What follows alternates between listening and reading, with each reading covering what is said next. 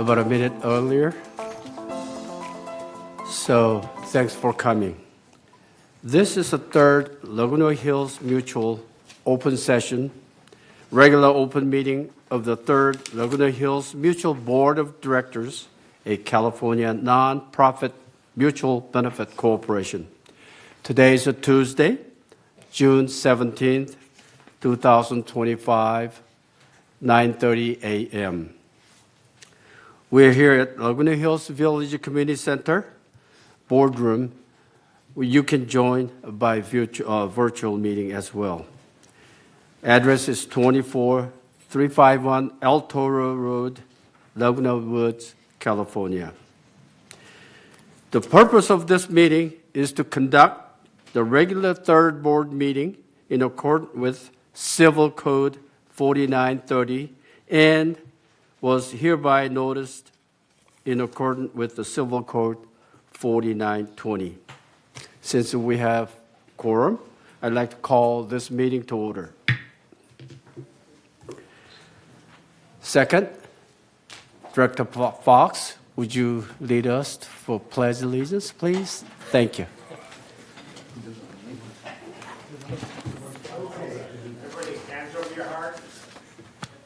I pledge Allegiance to the flag of the United States of America and to the republic for which it stands, one nation, under God, indivisible, with liberty and justice for all. Thank you. He's graduated from school so long ago. I made a copy of the Pledge of Allegiance just in case he does not remember, but I'm glad I don't have to. It's not insulting. I just try to joke. Listen, I think he did such a good job, we make him the permanent player. I second that. Next month was Director Solstek. That's what I had in mind. Well, anyway, you can negotiate. Now, item third, approval of agenda. I so move. Second. Makila, you got it?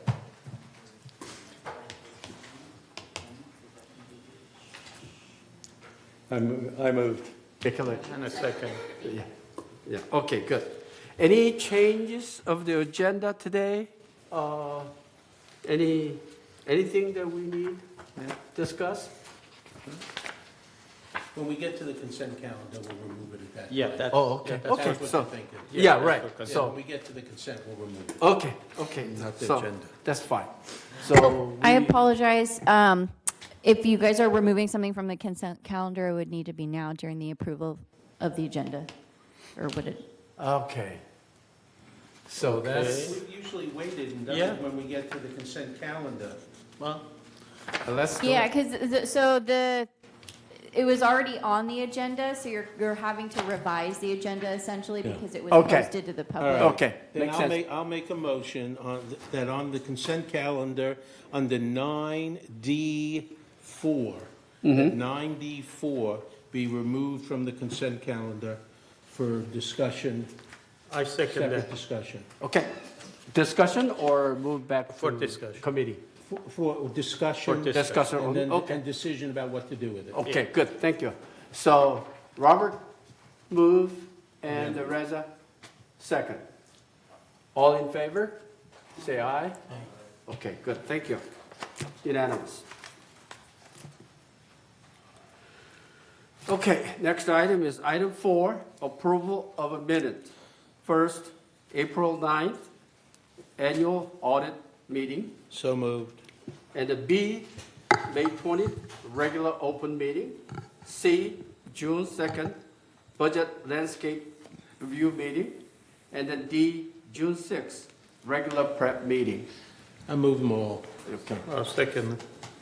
Robert move and Reza second. On the item B, May 2nd, 20th, I have one question. Item 6. Item 6. May 20? Yes, page 2 of 20. of last month's minutes. With the previous written authorization from an owner, a lessee committed on an aggressive neighbor who allegedly assaulted his partner recently in their building elevator. I cannot tolerate anyone assault a disabled person. So, Yvonne, could you update on that one, please? Sure, as the board is aware, we can't give out specific information on a compliance case in open Yeah. session. Yeah, that's. But please be advised that the board takes these types of complaints seriously. Should a resident experience this type of behavior, they're encouraged to call the Security Services Department. That telephone number is 949-580-1400 for documentation and further action. Likewise, a resident can call the Orange County Sheriff's Department as well. The governing documents allow the board to impose disciplinary action in the form of monetary penalties, suspension of member privileges such as the cable TV services or access to GRF facilities, and bring forth legal action if necessary to gain compliance. Thank you. Thank you. We'll impose at our utmost important on this matter. I cannot accept any tolerance of this. Thank you. I mean, our board, not myself.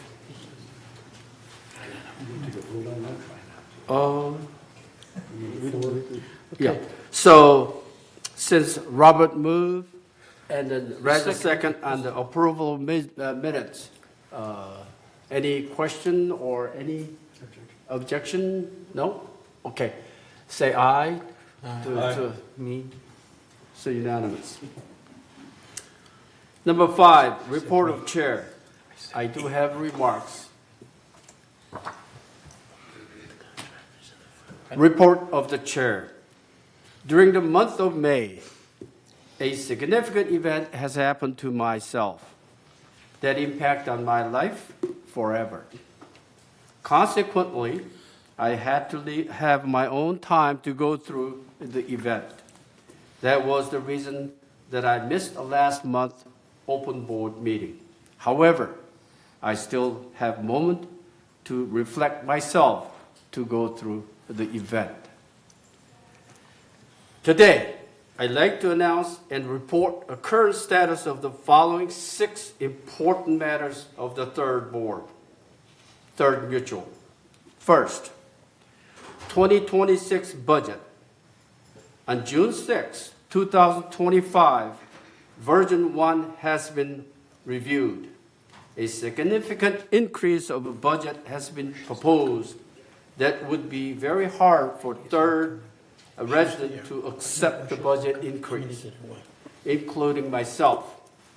Third alone, 10.3%, $63.25. GRF, 13.9%, which is $33.08, and result in total of 11.3%. The increased 2026 budget, $96.33 PM per man per month.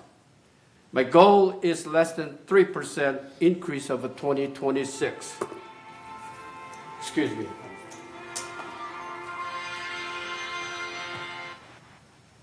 Apparently, they like that goal. Yeah. They made it. My goal is less than total 3% increase of 2026. I hope all of our residents join me this budget battle 3% target. Second, landscape. Bartlett tree expert continue to work diligently with the third.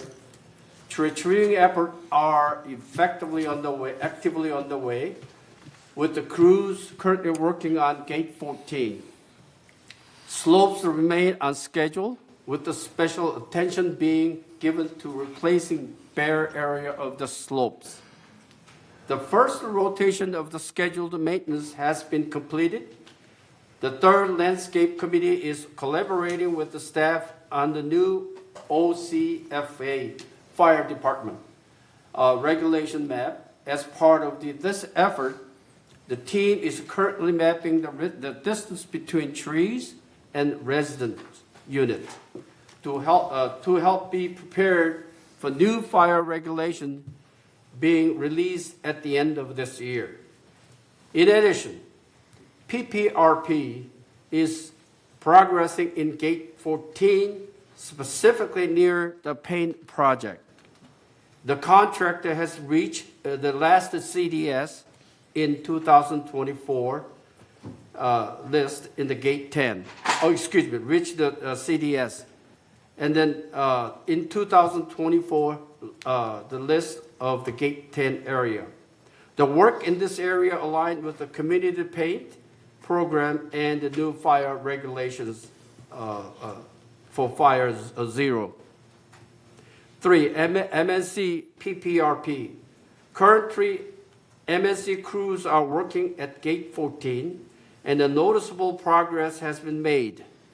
After Gate 14 area, MNC and Landscape will coordinate to move to Gate 10 to address fire zero required as well. Number 4, Ting Fiber 2026. GRF and the VMS made it the official introduction of Ting Internet and direct TV service to Laguna Woods Village. This exciting milestone brings ultra-fast fiber internet and premium entertainment options to our community, targeting a completion of 2027. As an initial part of the program, a new fiber installation already restarted June 7 at Gate 1 and Gate 4 area. Item 5, multicultural event, so-called Unity Festival on September 30th, 2025, Tuesday from 4:30 p.m. through 7:30 p.m. at Clubhouse 2 near golf course. Target price is $20, including food and live entertainment. Please come and join food and entertainment. Item 6, Architectural Control Committee.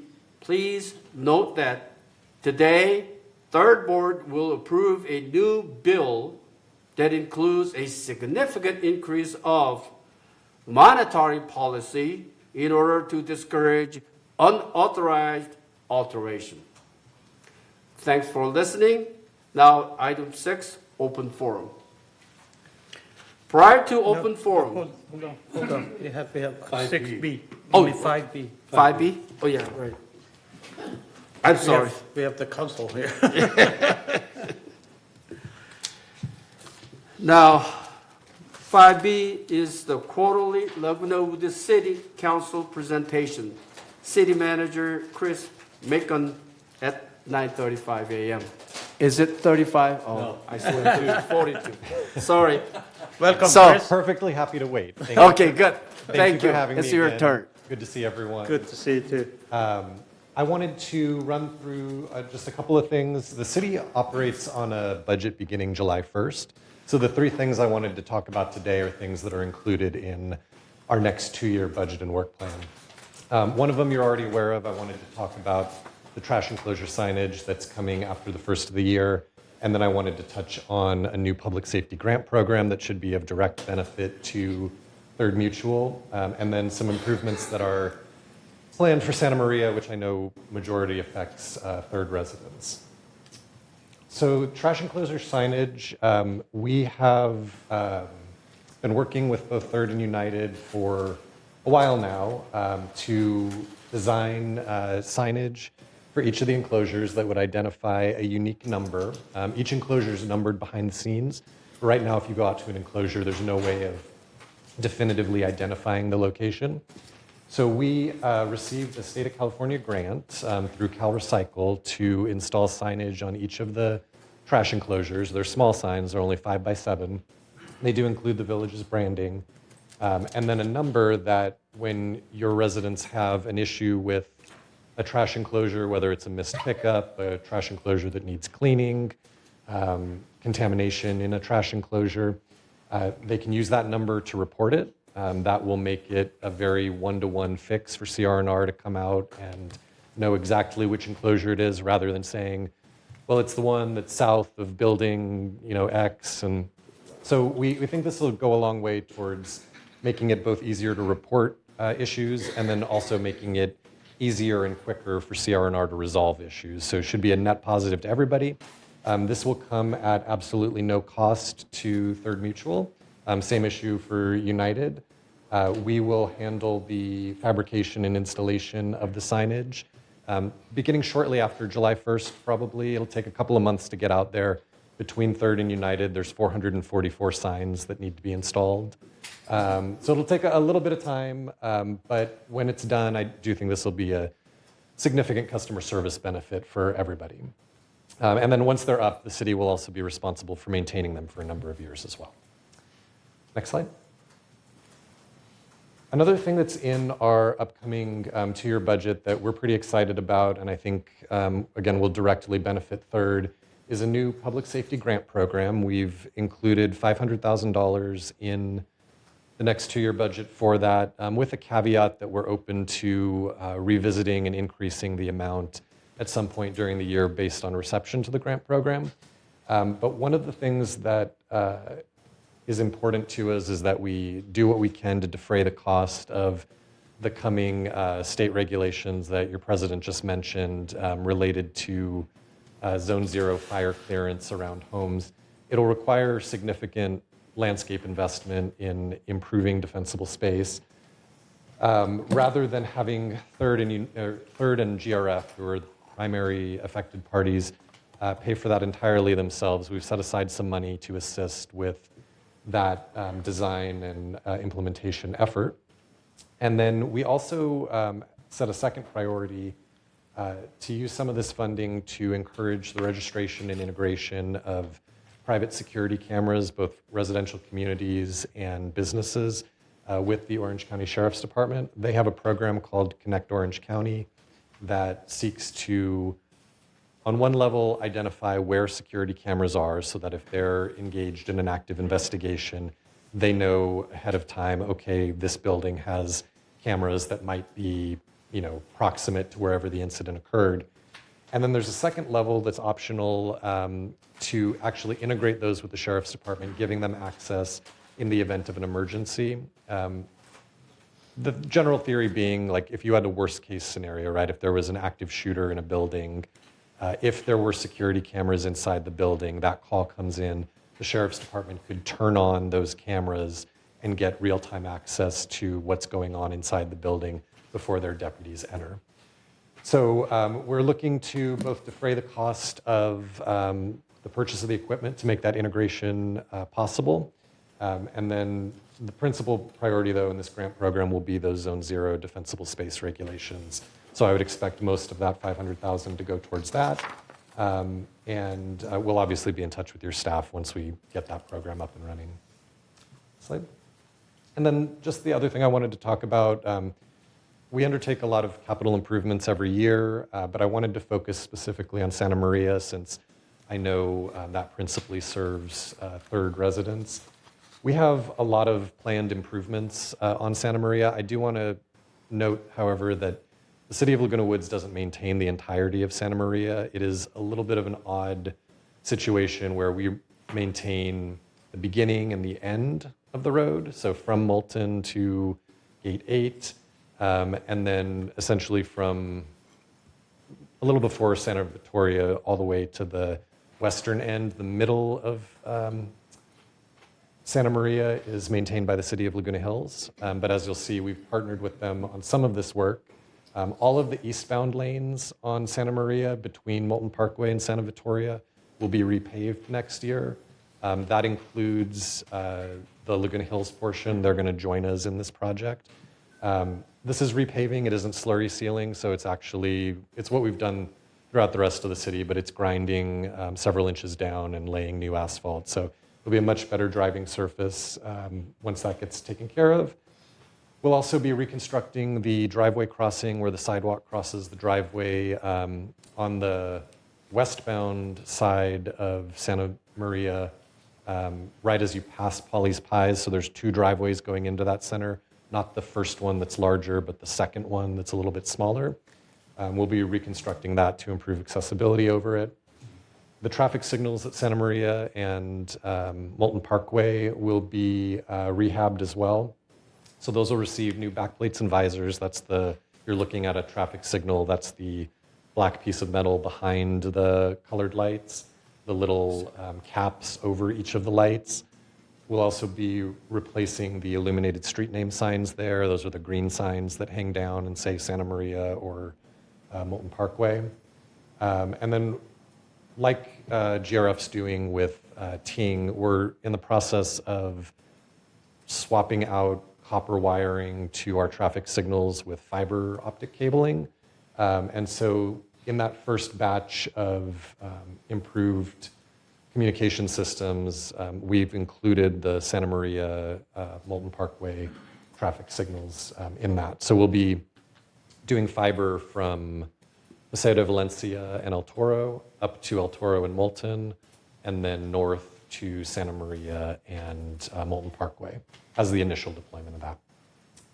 And then finally, we will be adding a new safety light at the southwest corner of that Moulton and Santa Maria intersection. So that's you can think of where the Laguna Woods Village wall sign is. If you're standing at that sign and you're crossing to like where the Sylvester Senior Center is, that street, when you step off the curb there's a safety light overhead at every corner of that intersection, with the exception of that southwest corner headed north. So we've set an internal priority to get all of our crosswalks to have a safety light at either end. This will be the second location where we're deploying the additional safety lights. We'll be doing that over the course of 4 years. So anyway, just wanted to share those improvements with you. Happy to answer any questions you have about these or anything else you'd like to talk about. Do we have any questions? Any new information on the new fire station? We are finalizing lease negotiations with the Orange County Fire Authority. I expect you'll see that show up on a city council agenda this summer, potentially as early, well, I would say there's some chance of July, but probably August or thereabouts is my expectation. And then the Orange County Fire Authority is going through their own budget process. And then they've also started the architectural engineering discussion to figure out exactly how they're going to design and build that station. And then separately, we're working with them on the potential for a temporary fire station in another location in the city to fill the need in the interim before the new permanent station is built. So we are still at the early stages yet. We haven't really solidified anything yet. I would say that we're at the early stages and that we're still working on a lease agreement for the permanent station, but I would also say that the city and the fire authority have a pretty common understanding of what's going to happen with the property. I think this is more like, putting dominoes in a row type of thing. Yeah, because that fire station is really for gate 10 and 11 is critical. And Yes. we hope that we can get it sooner rather than later. Yeah. And hopefully you can The push city it only through. has one piece of that, right? The city is making the property I understand. available to the fire station. I understand. They'll have to actually build it after that. I will just temper expectations by saying that it will take the fire authority several years to design and build that station, but I expect that we will have the land piece of it taken care of quickly. And then, like I said, we're working with them on a temporary station, so though it won't be in that same location, I expect that there will very likely be a temporary station for the couple of years that it takes to get the new permanent station built. And when you expect to have your MOU signed by the United and Third to get the sign in place? The Because trash you're talking enclosure signage? Yeah. So that's actually on the city council's agenda tomorrow. I expect to have it signed tomorrow. That's for good. both. Yeah. We've already received the signatures from Third and United, so That's great. yeah. Thank you, Chris. We appreciate it. You're welcome. Thank you. Anybody else has a question? No? Oh, yeah. Very much. Thank you. I do have some questions. Sure, go ahead. Dr. Yun?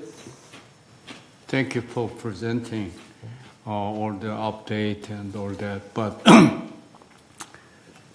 city or county,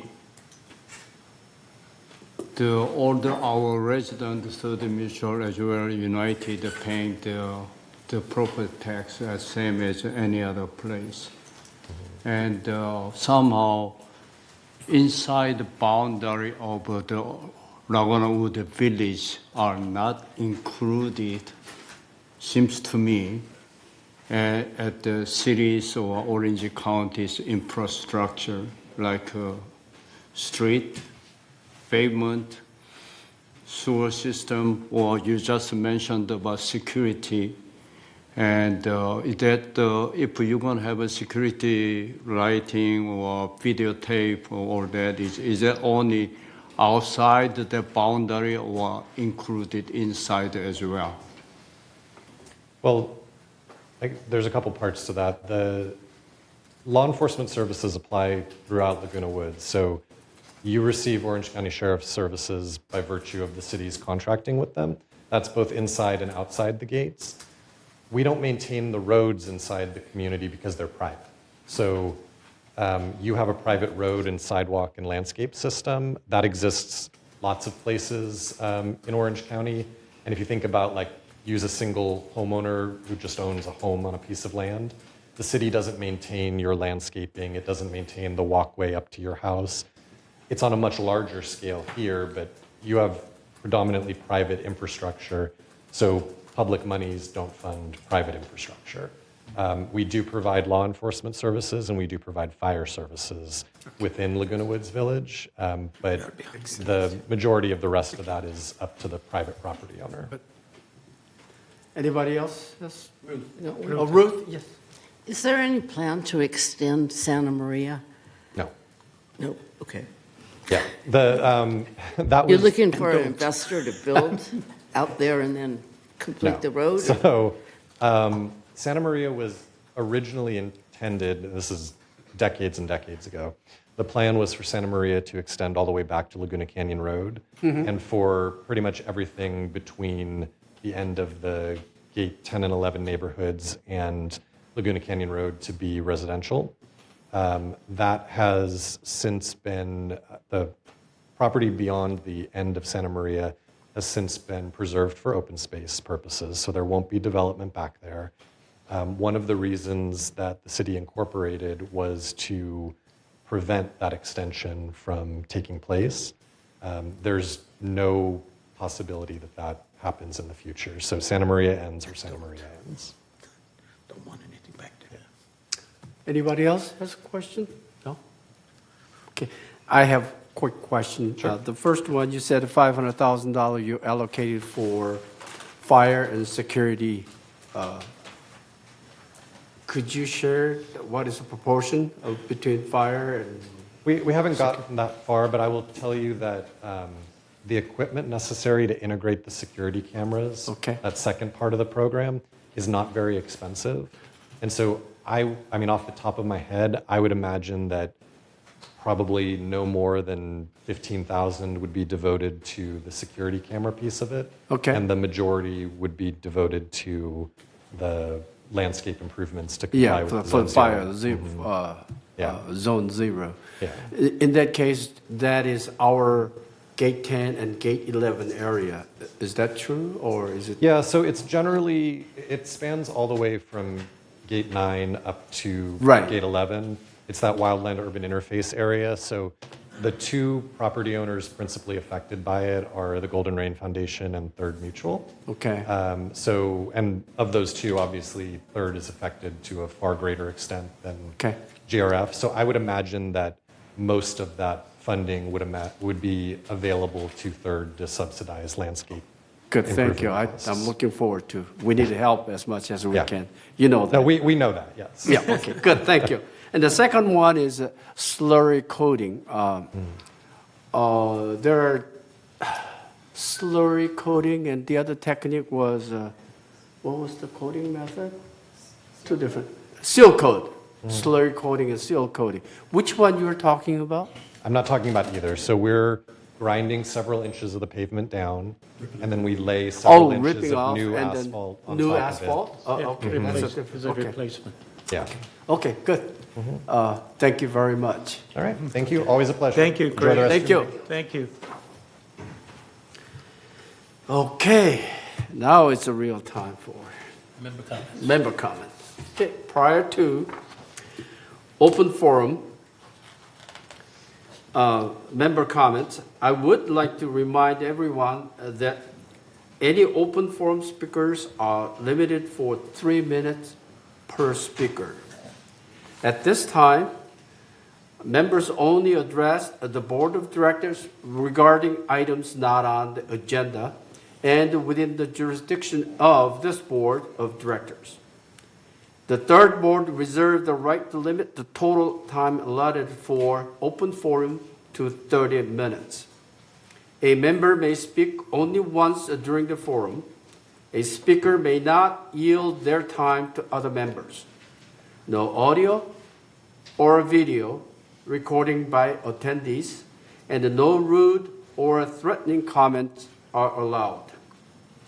Members can attend our meeting by joining Zoom link and or email meeting@vmsinc.org to have your message read during the open forum. Thank you. And Michaela, is there member comment?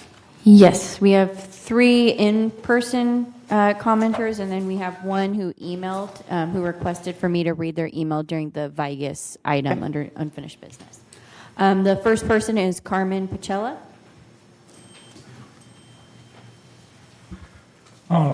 Thank you. Carmen and Dorothy Pacella, 65E. My wife and I want to offer a special thank you to all the board members for all of your good volunteer work. As residents of this remarkable community, we all benefit from the dedication of those who serve on our 5 governing boards.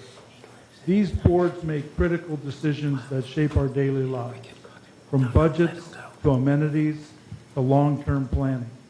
As you know, we are in the general election cycle to select new mutual board directors. We can help by encouraging more volunteers to run for these positions. A few residents and former board directors, committee members, and advisors have arranged a village-wide town hall to encourage and assist volunteers to run for these positions.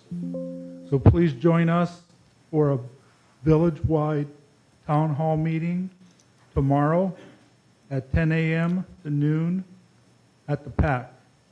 This gathering is a crucial opportunity for all of us to understand the decisions that will shape the future of our communities. This town hall will provide valuable insight into how decisions are made, and more importantly, how residents can contribute to these decisions. We need to make sure that all voices are heard. We urge all residents, all directors, all committee members, advisors of all mutuals, and all governing boards to attend and take part in this important meeting. The strength and future of our community depends on everyone's involvement. Thank you. Thanks to all of your volunteer time. Thank you. Thank you. Next speaker is Chris Collins.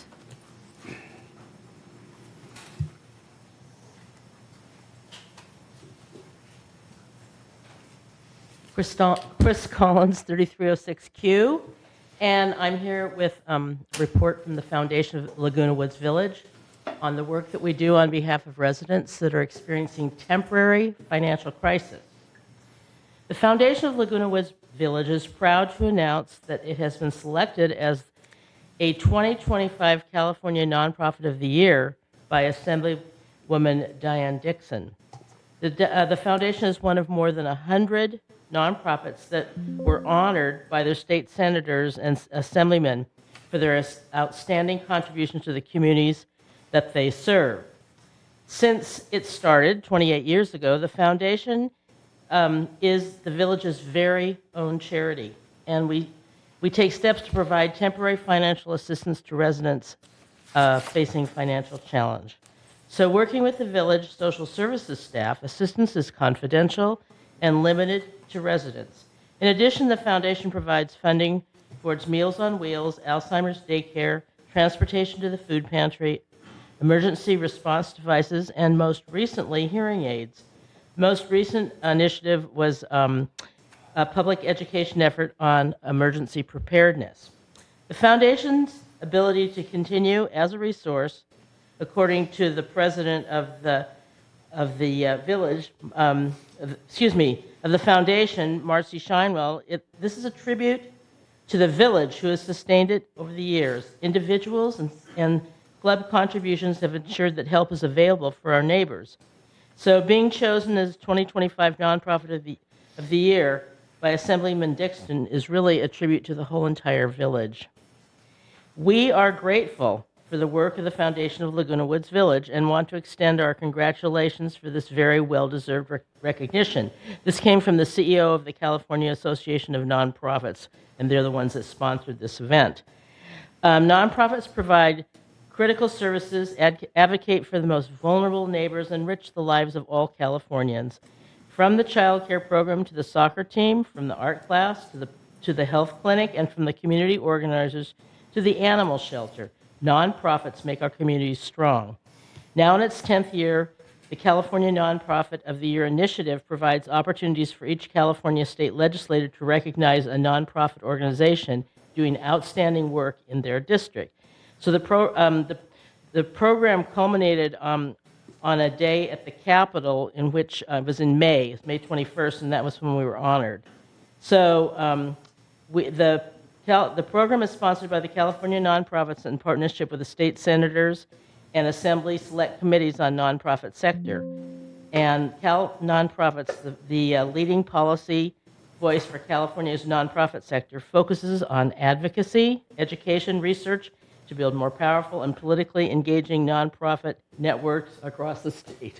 Sorry, that was right up to a lot of words there. Yeah. Thank you so much. The foundation is really so grateful for the ongoing support of residents and clubs. So thank you. No, thank you. Thank you for your service. Yeah, thank you.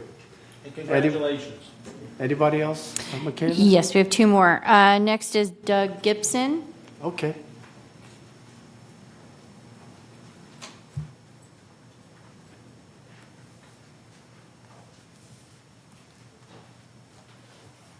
Good morning, 5289. Good morning to everybody. Just a couple of things.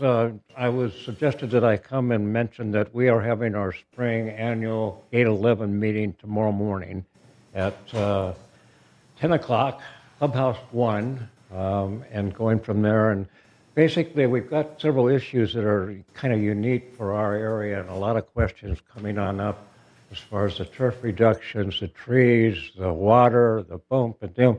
And so Kurt has pretty much the best grasp of that. So he's going to come and explain to our residents all of the different issues that are maybe a little inherent into our particular area.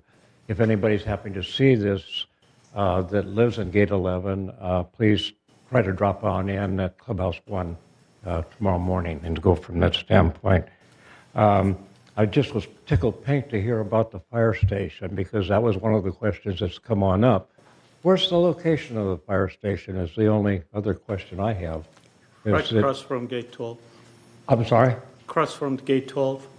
Okay, that was the designated. That's a piece of land, that strip piece of land that they're taking. It's going to be only two probably unit in there, one probably ambulance and one the engine. It's going to be small, but the requirement is that they have to respond within 5 minutes. And right now where they're located, getting to the end of gate 10 or 11 sometimes take more than 5 minutes. That's why they have to put another one. Yeah, no, it's a very important situation for us, and that's just one of the questions that come on up. The 18, 19 years that we've lived up in that area and everything else on it is, there have been 3 fires. And through security, apparently back 20 years ago, the security department came and went to the manors and talked about the fire alarms. And we were after that type of situation, but with the 3 fires that we've had in the our gate, and I think there was another serious one in gate 10 during this period of time, the residents have lost total access to their facilities from, maybe 8 to 12 months, give or take one way or the other on it. So there's some conflict that seems to be necessary to work between the insurance agencies and the accommodations that are given for people that lose their houses. I ran a quick survey in getting ready for tomorrow. I figure about 25% of our residents are single women or are husband and wives that really need assistance. And so one of the things that we're trying to tie into on it is how can we keep people informed of what's happening to their neighborhood? So we're kind of building up a little bit of a neighborhood watch tied into what's going to be happening with the security situation on that area. So that would be the 1, 2, 3 questions that I have on it. I think the main thing on it is we're just trying to open up communication in our particular area. I'm sorry, idiosyncrasies are there, and nice to see everybody. Thank you. Thank you, Doug. Thank you. Your service is outstanding. He doesn't even have a good time walking yet. He served. Okay. Kayla has one for you. Amazing. Yes. Okay. Sorry. No, Well, there is one more. I actually have one more in-person Yeah, there is one more. speaker. Yes. Okay. I apologize if I mispronounced your name. Feroze Hagigi? Okay, thank you. Good. Thank you. Hi, everyone. I'm in the unit 24042H. I purchased this unit last year. And for this 1 year, I have the harassment and have some safety issue from the upstairs unit. I already put a lot of details and my experience in this letter, and I will give you to board member.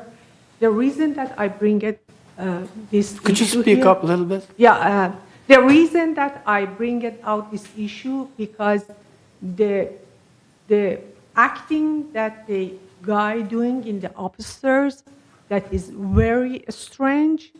And actually, I move out from my unit and I don't stay for more than 7 months in the unit because the treatment to the maybe something get out from the unit. Actually, I put a lot of detail and my experience in this letter, and I will give you to a board member. I wish you can help me. And another things, you are doing a lot of security in this community. And the reason that I move here because I feel this community is safe. But during the 1 year, I didn't have this safety. And you can see my letter that is well, more hand that detailed. to the Hand it to the secretary, secretary, yeah. She will distribute. Yeah. Okay, thank you. Thank you very much. Okay, yeah, thank you. Is she concerned with a neighbor? Okay. I don't have to spend, okay. Okay, That's all for open forum, but there is one for unfinished business, but I'll remind you guys then. But that's all for open forum. Okay. okay. So that's all for member comment, right? Good. Next item is, Response. response? Yeah, I just, going back to the comment about the new fire station, which is going to be very welcome. For those who aren't aware, and I assume that's probably most of us, our existing fire station, we have been informed, is usually the second busiest fire station in the country. So we need the help. Yeah. That's true. Okay. Anybody else? You Oh, you want to say? Well, there's Did a you- response here right now. Is it response or you Yeah. want to make a No, comment? I spoke to you this weekend about changing my walkway, and you told me to show up here at 10 o'clock. And so, Oh, you have to register, okay. well, I asked the Whatever. lady, and she told me, Go ahead, yes, I please. just, 3480A, the cement walkway is built in 1976. It's falling apart. It's cracked. It's It's all green. I'm having to constantly pressure wash it to get the mold out. I'd like to replace it with pavers, pretty much exactly the way it is. If you, especially the part that goes on the side of the house to the front door, but I also like to do the front, but whatever you say is fine. I have plans and pictures if you like to see them, but. Okay, well, we have that here on And so- our agenda. And one other So- thing, when we bought our house, somebody put a wall around the back, and it's about yay high, and you can't get out. They didn't put an exit door on it. And this last year, my wife has spinal surgery, and we have no way in case of an emergency to get out of the back of the house because the wall goes around. In 2019, I asked permission to do it, and somebody said that if we give you permission to put a wall in there, you might go in the common area. So they refused it. But now that my wife, in an emergency, she had the spinal surgery, she cannot get over the wall. I just want to have an emergency gate to put in the wall. That's all. Nothing. Okay. And that was all I have to say. Your unit numbers are 3480A. Yes, correct. Okay, yes. I visited to Yeah, your you saw me, place. yes, Yeah, correct. okay, that's fine. We'll discuss that. When will I have an Well- interview? Okay, hold on. He needs to take that to alterations. Right. And file a request. I did. Well, that's where that needs to go in terms of a But process. they said that they can't approve it. Used to be a board that they had, Well, what happens is if they can't formally approve it and you're asking for what's called a variance, it'll come before the architectural committee and the architectural committee would then consider. Like, the that's what I request. thought I was coming, how do I get to the architectural, through them? Just first initially file the alteration request. I did that months ago, yes. Months ago. We'll follow up. Okay. Well, go ahead, Siobhan. Alan is sitting in the audience. I'll ask him to meet with you briefly outside the Yeah. boardroom. Yeah, so Ellen, and then Oh. talk to him, and Yes. then we'll go through the paperwork, okay? Thank you very much. Okay, thank you. Yeah, he shouldn't have, there was no reason for him to come here. Right. Okay. That's all for respond to the speakers? No, not anymore? I just want to thank Carmen and Chris both for the public services. Okay. You good, guys thank doing great. Keep it up. Okay, anybody else? No? Good. Okay, item B is respond to past open forum speakers. We have three. First, Chris Collins and Jules Jellin, and tenant with the owners of 2381 3D, which is assault. Siobhan already made a comments of that one, so we cannot discuss that in the open forum. And do we want to discuss No, with there's them? nothing else to Nothing else, discuss. okay, good, thank you. And then we're done for the 7B. Now, item 8, which is the CEO report. Thank you, Siobhan? Thank you, Take President away, Park. yeah. I appreciate it. Members of the board, this morning it is my honor to highlight the recent Employee Excellence Award recipients. The BMS Excellence Awards, presented yearly in the fall and the spring, recognize outstanding employees who demonstrate excellent customer service, achieve great results on projects, and regularly go above and beyond their regular job duties. These recipients. Hold on, Siobhan. Alan, could you take that outside? Because we can hear everything and we're trying to hear Siobhan. Okay, Thank you. thank you, Robert. From the Community Services Division, Jeff Spies, Community Services Manager, was recognized for making a seamless transition into management following the retirement of a beloved 30-year veteran, reflecting his deep commitment to the division's continued success. Angela Velasquez Gonzalez, Community Services Specialist, has made an incredible impact in just 1 year since her promotion from resident services, mastering leasing operations, streamlining processes, and training new staff.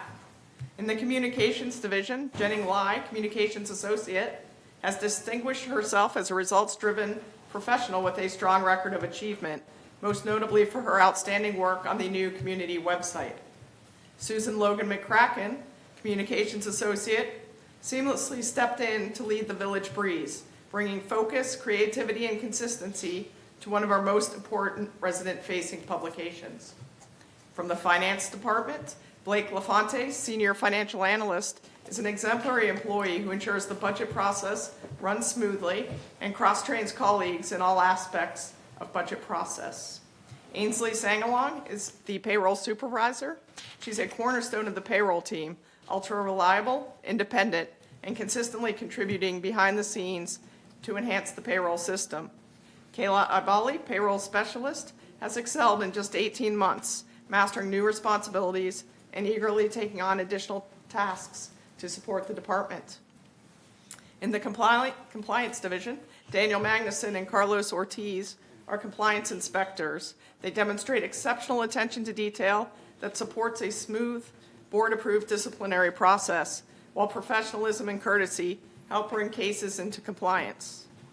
In social services, Kathy Villafana, administrative specialist, goes above and beyond to ensure that every interaction is handled with care, accuracy, and a positive attitude, consistently creating a welcoming, efficient experience for residents, families, and staff. In the Security Services Division, Melissa Avalos is a security patrol officer who demonstrates a strong work ethic, a commitment to learning, and a calm, effective presence under pressure, most recently shown during a DUI stop and de-escalating a tense incident with a homeless individual. Oh, okay. Our Landscaping Services Department recognizes the landscaping supervisors whose names are listed on the screen before you. These gentlemen serve as the backbone of our operations with a combined 182 years of service to the community.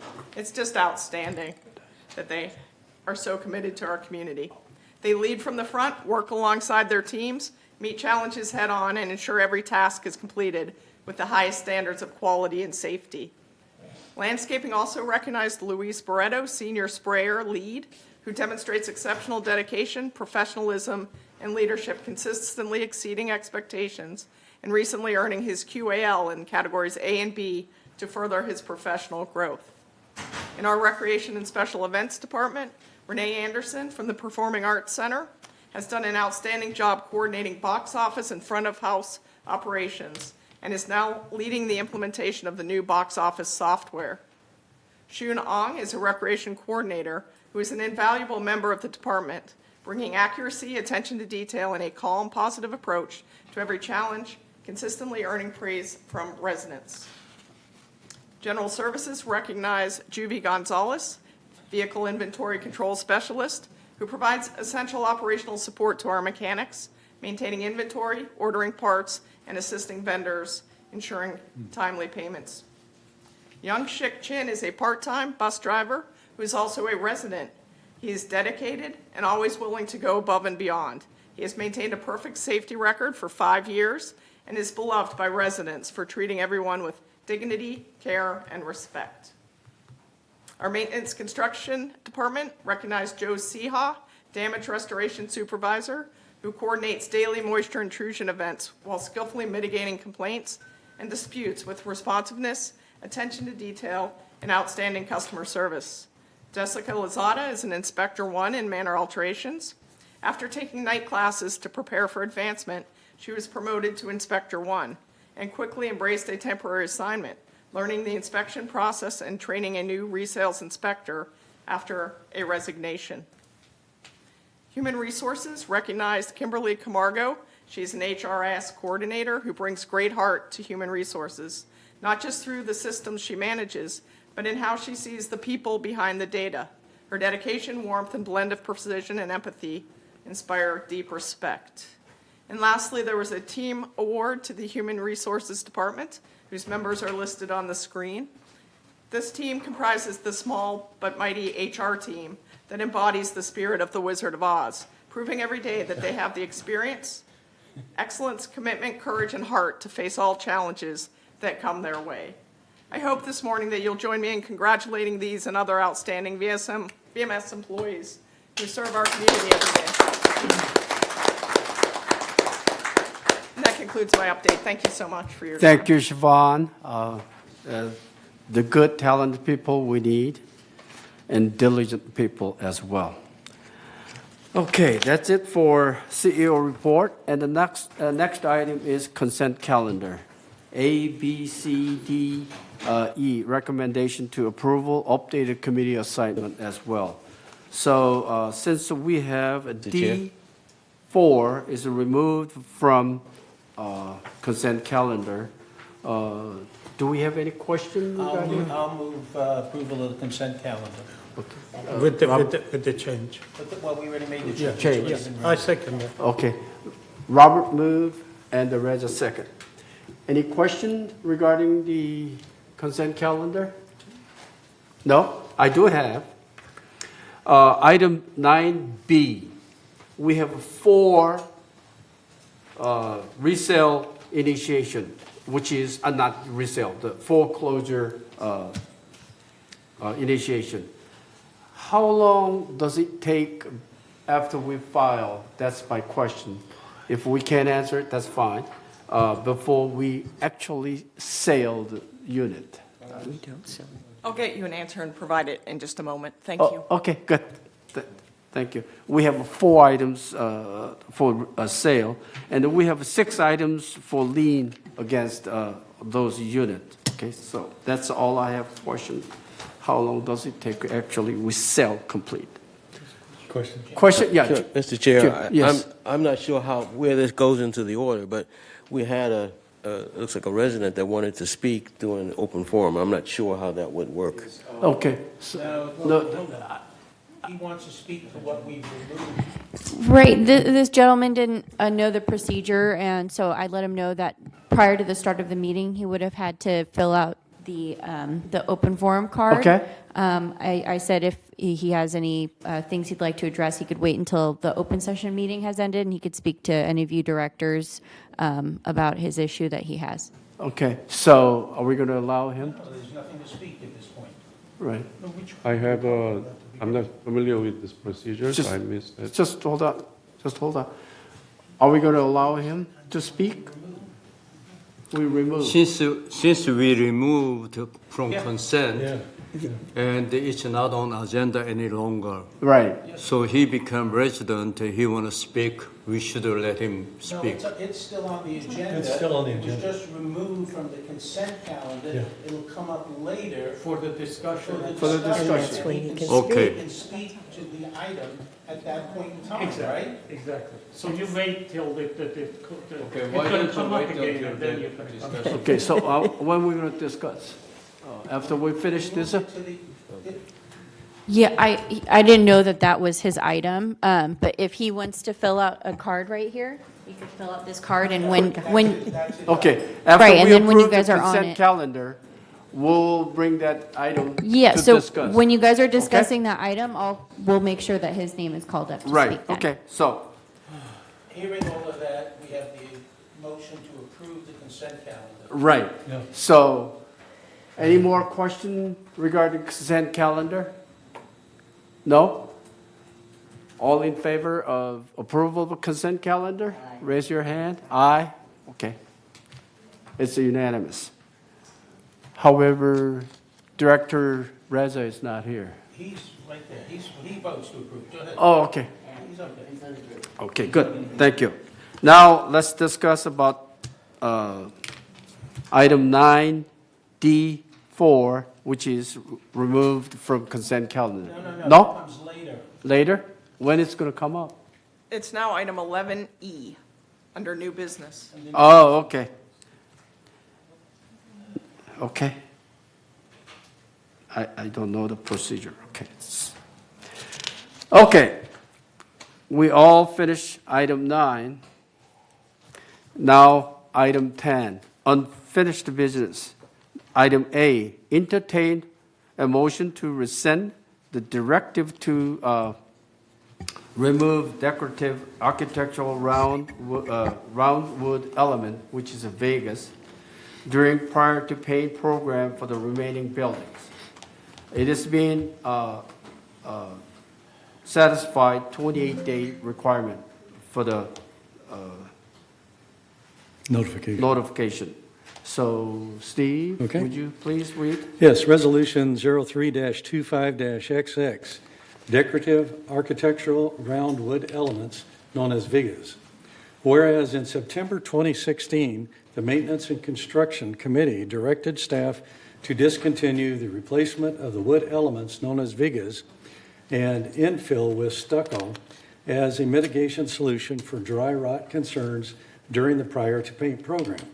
And whereas there has been an interest from members in the community in preserving and restoring the character-defining features of the building structures.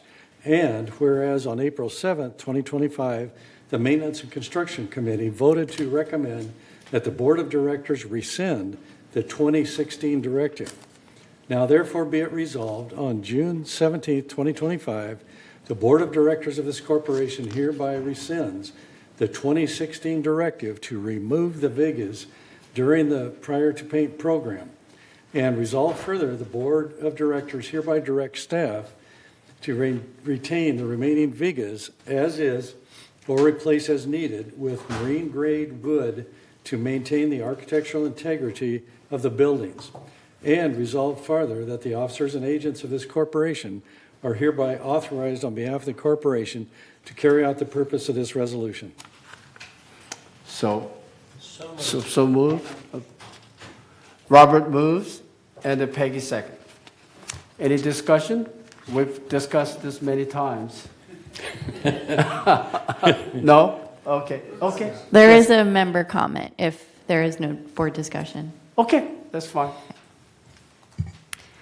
It's from Jay Lessie, and he said, hello, board. It's me again, your resident architectural preservationist, Jay Lessie. Over the months, the community has shown their concern for our architecture, and at least 13 members commented in favor of retaining the remaining vigas. We commented at M&C and board meetings on March 3rd, March 18th, April 7th, and May 20th. I sent you photos of some beautiful examples of our Southwest style models that still have these vigas. Michaela made sure to get those photos to you at the last board meeting. You've also seen how bare and boxy these buildings look when the vigas are removed. It's been a long road to get to this point today where you will vote whether to save this architecture. Staff has indicated a good procedure to replace any of those vigas with better material in the rare event that they need replacement. To protect our curb appeal, property values, and architectural heritage, we urge you to vote to save the vigas. Thank you. Okay. So, any more comments? Peggy? No. No comment? Okay. Are we ready to vote? Yes. Okay. Anyone who in favor of rescind? Say aye. Aye. Okay. All in favor, all unanimous. Oh, we should vote it? Yeah, if you could use the screen Okay. in front of you. Thank you. Instead, we vote. While we're voting, I just want to thank Jay Lessie and his other folks who have come forward over time, and we're glad to be able to support their request. Right. Okay, the result is Perfect, thank you. perfect, 11 to none. So it's been approved. And why was I out of coffee? Yes, we let staff know, and they're getting ready to make more right now. Okay. So we're done for item 10. Now, item 11, new business. I just informed by Siobhan that we will have 11E that is removed from 9D4 item. So at the end of 11, we will discuss item E. Yes. Okay. That's what I was told. Okay. Anyway. 11A. 11A, entertain motion to approve amended schedule of monetary penalties. It is 28-day notice. So Steve, could you read it? Sure. Please? Resolution 03-25-XX, Schedule of Monetary Penalties. Whereas the Schedule of Monetary Penalties is required per Civil Code to identify violations and potential penalties which may be imposed upon a member following a disciplinary hearing by the Board of Directors for violations of the governing documents and rules and regulations by a member, co-occupant, guest, or lessee, and whereas the Resident Policy and Compliance Committee has recommended amending the Schedule of Monetary Penalties to increase the minimum penalty to $150 and the unauthorized alterations penalty maximum to $10,000. Now therefore be it resolved, July 15th, 2025, that the Board of Directors of this corporation hereby approves the attached amended Schedule of Monetary Penalties and resolve further that Resolution 03-23-133 adopted November 21st, 2023 is hereby suspended and canceled. And resolve further that the officers and agents of this corporation are hereby authorized on behalf of the corporation to carry out the purpose of this resolution. Okay, So moved. so Robert moves, second Peggy. Any discussion or opinion? Nothing? I think we need to share with people Right, why we're doing this. okay. So, Moon, Would go you- ahead, please. yes, please. If penalty is so low, it has been, then it gave incentive to those who want to get it through without the permit, without the authorization. And I like to give them, everybody, fair opportunity, but they have to stop at the stop sign, and at the green light they can go to green, they can go through. Nobody can go through stop sign. So if we increase this penalty higher and give them enough warning, nobody can get through. Have incentive, everybody waiting for 2 months, 3 months, or even longer, and incurring monetary waiting, patience, all that. But there's some people who just get through and they get a very 200, 300 penalty. So I want to make sure this is enough inhibit to any thinking about that they can get through without permit. Okay. Anybody else want to make a comment? Yes, please. In that area, there are some things that don't have to do with the alterations. It's debris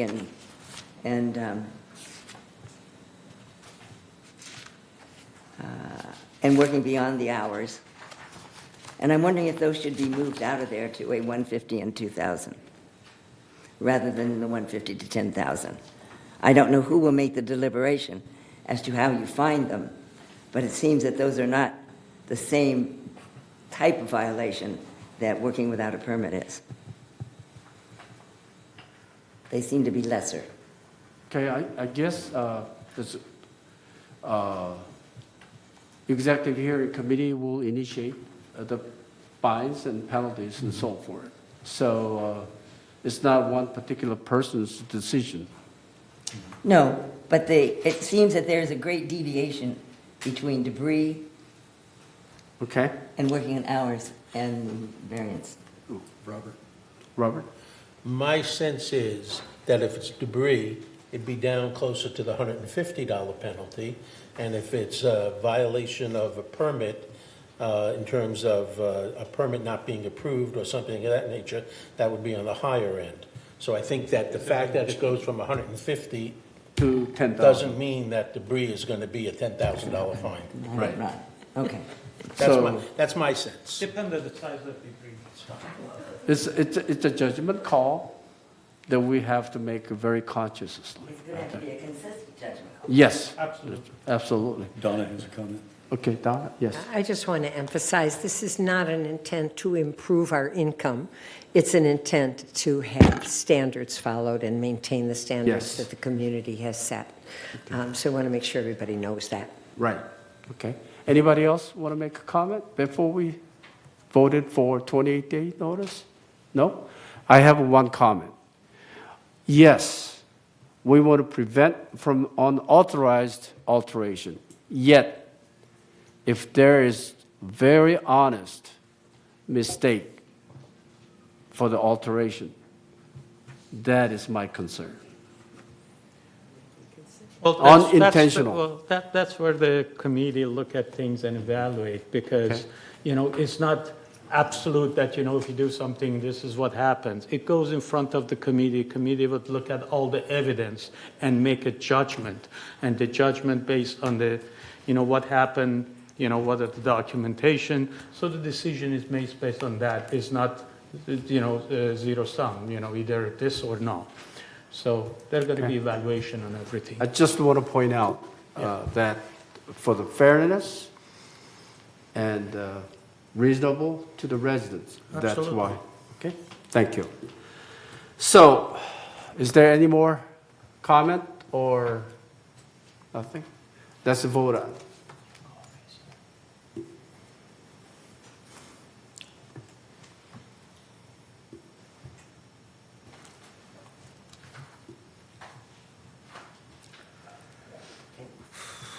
It's a 9. Oh, mine is not there. I got it. Okay, it's 11. Thank you. So motion has passed. Item B, 11B. Entertain motion to approve supplemental appropriation of $65,000 for wall repair near Gate 9 to be funded from reserve fund. Steve, would you please? Okay, Resolution 03-25-XX, supplemental appropriation for Gate 9 block wall repair. Whereas on May 9th, 2025, the City of Laguna Woods notified VMS staff of the failing block wall near Gate 9, which was beginning to impact a traffic signal cabinet. And whereas an inspection on May 12th, 2025 confirmed damage behind the cabinet likely caused by slope runoff and dense vegetation. And whereas a licensed structural engineer conducted an evaluation confirming the need for repair and prepared construction plans for approval by the city building department to replace approximately 50 feet of the wall. And whereas staff will contract with one of the Third Mutual's qualified contractors under an existing annual contract for miscellaneous construction services. And whereas the approval budget for 2025 is insufficient to complete the repairs and will require a supplemental appropriation in the amount of $61,500. Now therefore be it resolved on June 17th, 2025, the Board of Directors of this corporation hereby authorize a supplemental appropriation in the amount of $61,500 to be funded from the reserve fund, and resolve further that the officers and agents of this corporation are hereby authorized on behalf of the corporation to carry out the purpose of this resolution. So moved. Okay. Second. Robert move and Reza second. Any discussion? Yes. Ruth? I have one question. The northeast wall was also damaged. North? And falling down, is that part of the same No, this, thing, or is that someone run into it, or it's been fixed? That was across the street. Yeah, right across the other side of the intersection? Yeah, no, that's two separate incidents. Okay. Right. This damage appears to be primarily due to excessive drainage and the extensive vegetation that's climbing along the wall. And the other wall, is I'm that? not aware of the, I'm not aware That was of car the- accident. It's a car accident? Yeah, that's a car accident. Okay. Somebody hit it. Not you, any Bob. more? Oh, please stay there. Yes, Yeah, Didn't see one him. quick question. sure. The agenda makes reference to 65,000, Yes. but the motion Yes, is reference to 65,000. 61,500. Is Yeah. that correct? 61,500. Yeah. That was So, estimate. I was going to ask the same question, but thank you for that. You're welcome. He's a money man. So, I don't want to. what is correct? Which one is correct? 61,500 or 65,000? What they say, it's good for us. I believe our intent was to get an approval up to 65,000. The 61.5 is the Actual. bid from the contractor. Once we remove the vegetation, we'll be able to see the extent of the damage. Right now, the only visible part of the wall is the damage that's right by the traffic control Yes. cabinet. But if you were to climb on the backside and go down the slope, you can notice that the wall is leaning. We just don't know if it's going to have to be replaced or not. I think we have to replace Yeah, it. but I think you can go with the staff report 61.5, and then if we need more money, we can always come back to you. Okay. So, 61,500, I walk off the length of the damaged area. It was about 40 or 45 feet. Okay? And if you calculate, it is more than $1,000 per foot. This is excessive to me. So I hope we don't have to pay this much to repair the 45-foot wall. No, the bid, Yeah, the bid we'll from have is that- 61.5. The bid from the contractor No, is 61.5. I don't We already think, have that I bid. don't think, do we have a bid? Yes, sir, and if you look at attachment 2, which is page 8 of your staff report, the dollars are not only for the wall, but we also have to get encroachment permit from the city. We have to close the traffic lanes, so they're going to have to bring out traffic control, which is separately, and then we'll have to get clearing and grubbing. So it's not just the block wall replacement. So if you, for example, to go online and say, what does it cost to replace a block wall, that doesn't include all these other items that need to be done. Okay, still, okay, yes. So, Emmanuel, if we started this work and then tear off, then you're alluding there will be more damage and it requires a much more intensive work needed to be done. Is that possible? Or is 61,500 is a fixed number? For the amount. Or you can go further than, much further than that? We don't believe we'll need to go further, but we won't know for sure until all that vegetation is removed from the wall. Okay. But I'd be prepared to come back either on a special meeting or something if we were to need more. As soon as we clear that vegetation, we'll know right away. So we don't know how much, but we need to start with this number. Correct. Thank you. Okay, correct. I understand that. Yes, I know there's two different numbers here, and you said you have a bid for 61.5, and then you hope it would not exceed that because some other things.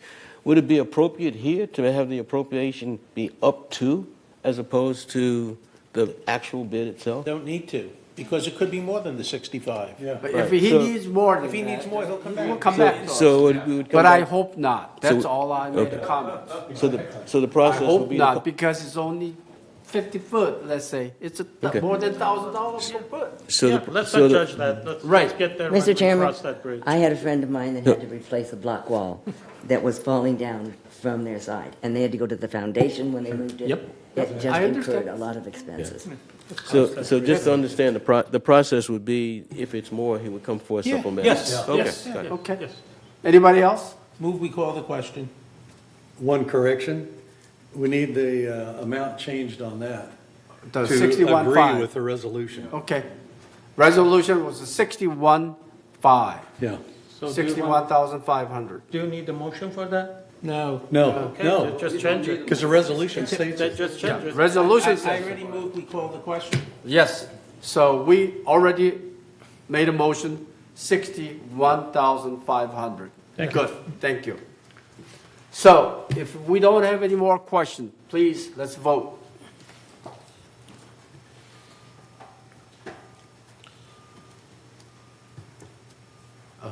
Okay, we got 11-0, so we got passed.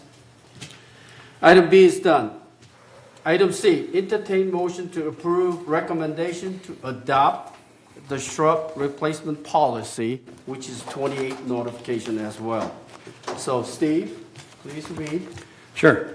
Resolution 03-25-XX, shrub replacement policy.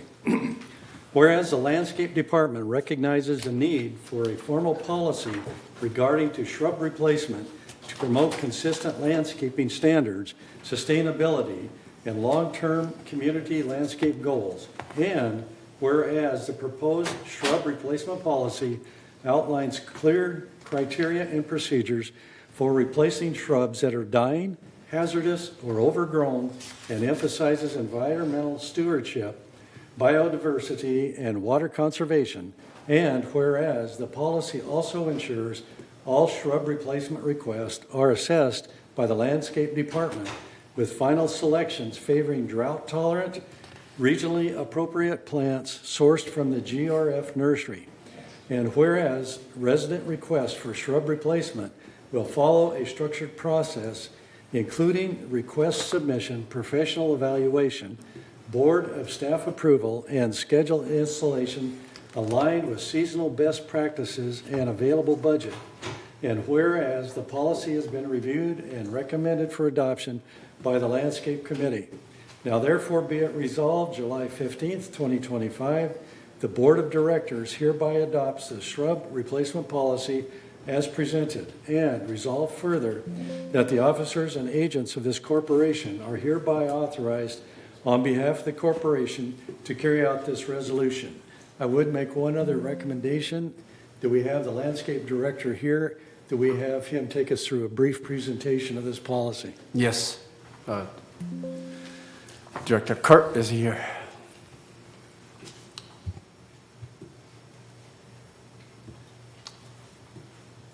Good morning. Good morning. We all seem to be in good moods today. Not Okay. Reza? Reza's shaking his head, no, I'm not. No, this all depends on your presentation. Is the coffee ready? Yes. Okay, let's go. So what this is about is we have a fairly extensive tree policy. We have the urban forest management plan, which gives us a lot of guidelines for trees. But what we don't have is for shrubs. So shrub requests take up a lot of our time. We, as the report says, we got over 3,250 requests for shrub replacements last year, and we spent over 4 to 6 hours of staff time just trying to resolve these requests. And what it boils down to is what we were referring to as concierge type landscaping. This place has been built, when you come and buy this place, a unit in Laguna Woods Village, it's built as resort style living. And when you go to resort, you get to go to your room, you get to pick up your phone and order a cocktail or order breakfast. And here, you get to call up and order a rose bush or a new pine tree. And unfortunately, we can't afford that anymore. What we're getting is, like your report says, we spend village-wide over $500,000 a year just responding to requests for shrub replacements. We get calls from people who are saying, I've got red roses out the front of my house. I don't like them. I like white roses. I don't want poinsettias out here. I want something else. And we just can't afford to do that. So we need to set policies on what we will replace and what we won't. If it's a dead shrub, yes, it should be replaced, and we should be doing that when we're doing our regular services. If they're old, tired bushes that need to be replaced, we can evaluate them and replace them when we're doing our cycles on a scheduled basis, not when people call, because that's wasting way so much of your money and our time, and it's keeping us from doing what we should be doing. So that's what this policy is about, allowing us to evaluate them on a case-by-case basis in the office instead of sending field staff. Like I said, we're spending 4 to 6 hours just chasing these down, trying to get a hold of people, trying to get out there and meet them, because they call in and they say, I would like the bush underneath my bedroom window replaced. We don't know which window is your bedroom window. We don't know which bedroom you're talking about. So we were asking them to provide us a plan, provide us pictures. We're going to give them access to all of the plants in the GRF nursery and guide them through the process. We can do all that from the office, so we don't have to spend staff time out in the field. And then we can actually schedule the work for when the staff is out there, saving you time, and saving you money and saving us time. So that's what this is all about. Yeah, could you also follow up with provisions you found in the Monarch report?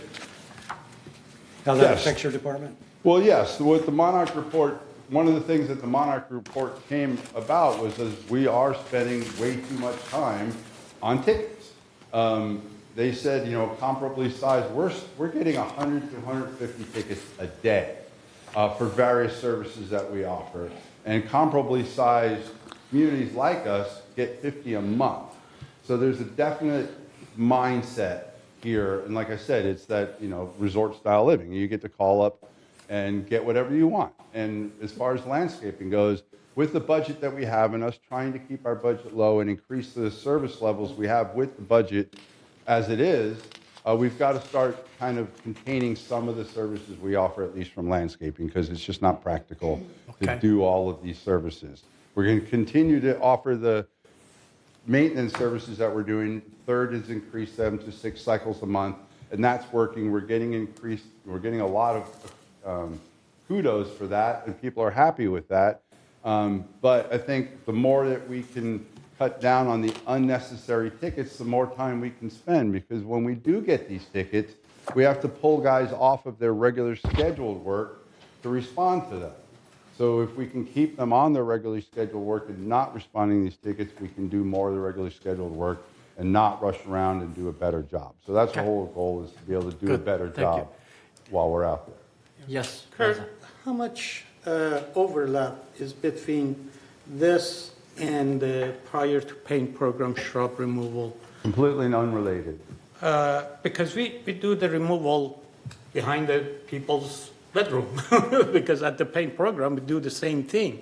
There should be some relationship between what bushes we take out, what we put in. Isn't it the same? No, in the paint program, we're doing complete renovation. So this is referring to buildings that are 10 years down the road in the paint program. People don't even know that they're on the paint program, that call us up, like I said, and want us to replace bushes because they don't like the type of bushes. Right, but that's what I'm saying, is the type of bushes that we put in place should be similar to what we do with the prior to paint program, because we are not going to give them different type things. Right. Right, that's why we're going. That's the why overlap, right? That's, I guess you could call that overlap. Okay, that's what I was looking for, what the overlap is. That's why we're letting them pick only from plants that are in the GRF nursery, because that's what we're growing. Okay. And all that will be available online. We're working on it by the time this gets on 28th day. There will be online available pictures, and it hooks up to Wikipedia, so you can research the plant materials that we have and learn all you want about them. So all that will be available to the residents. Steve? Yes. Also, considerations you're incorporating are for Zone 0? Yes, we will inform residents that put in requests that are in Zone 0 what they're up against for that. Yeah, I'd like to make a comment quick here. I want to make sure third residents understand on our policy, personal preference, which is shrub will not be replaced for personal preference. I hope our residents understand that part clearly, okay? Okay? Thank you. I'll make a motion to approve. Okay? Second is Ruth. Michaela, you got it? Okay, good. So is it time to vote? Yes. Yes, please. Now we can do tomorrow. Okay, let's do it. One more.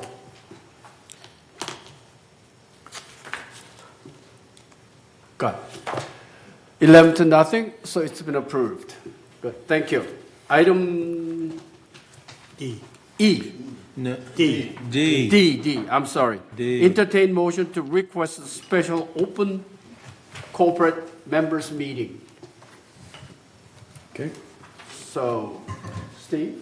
Okay, Resolution 03-25-XX, request for special corporate members meeting.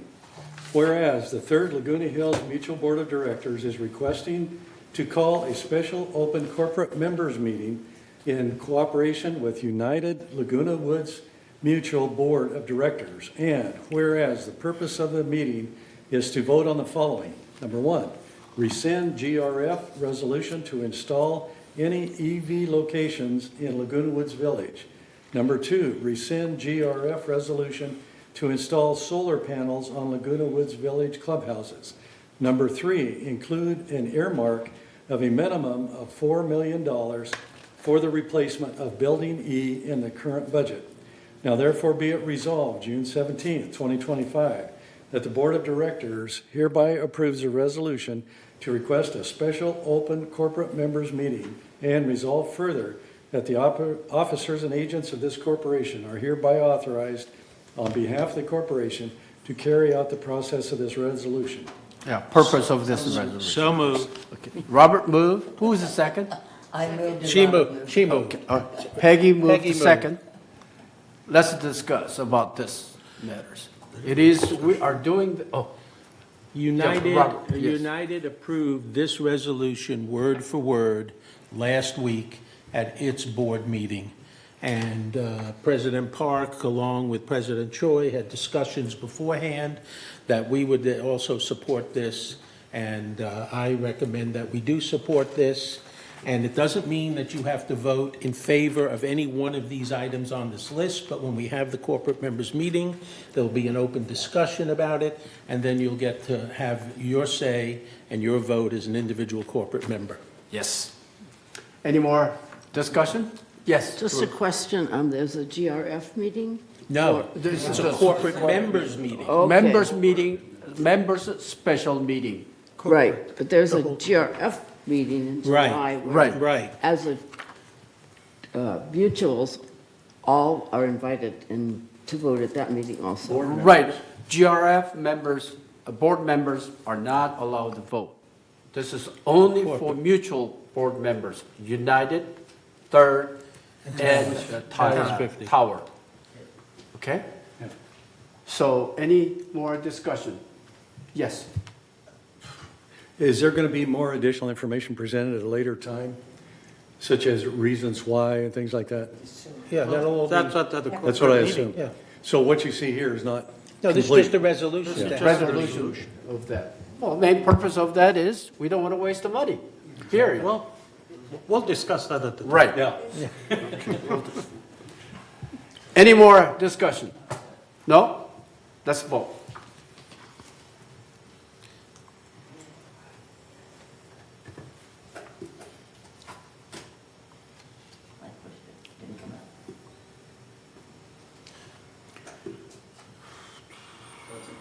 One more?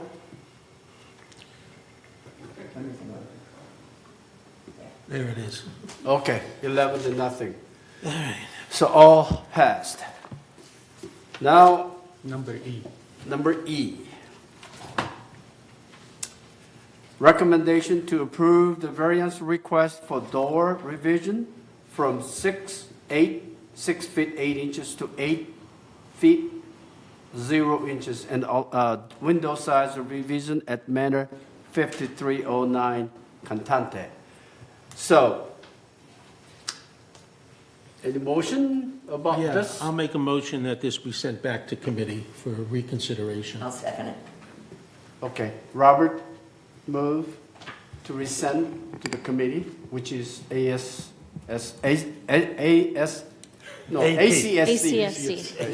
Yes. And then I do have the owner who submitted a request to speak. Yes, He certainly please. can.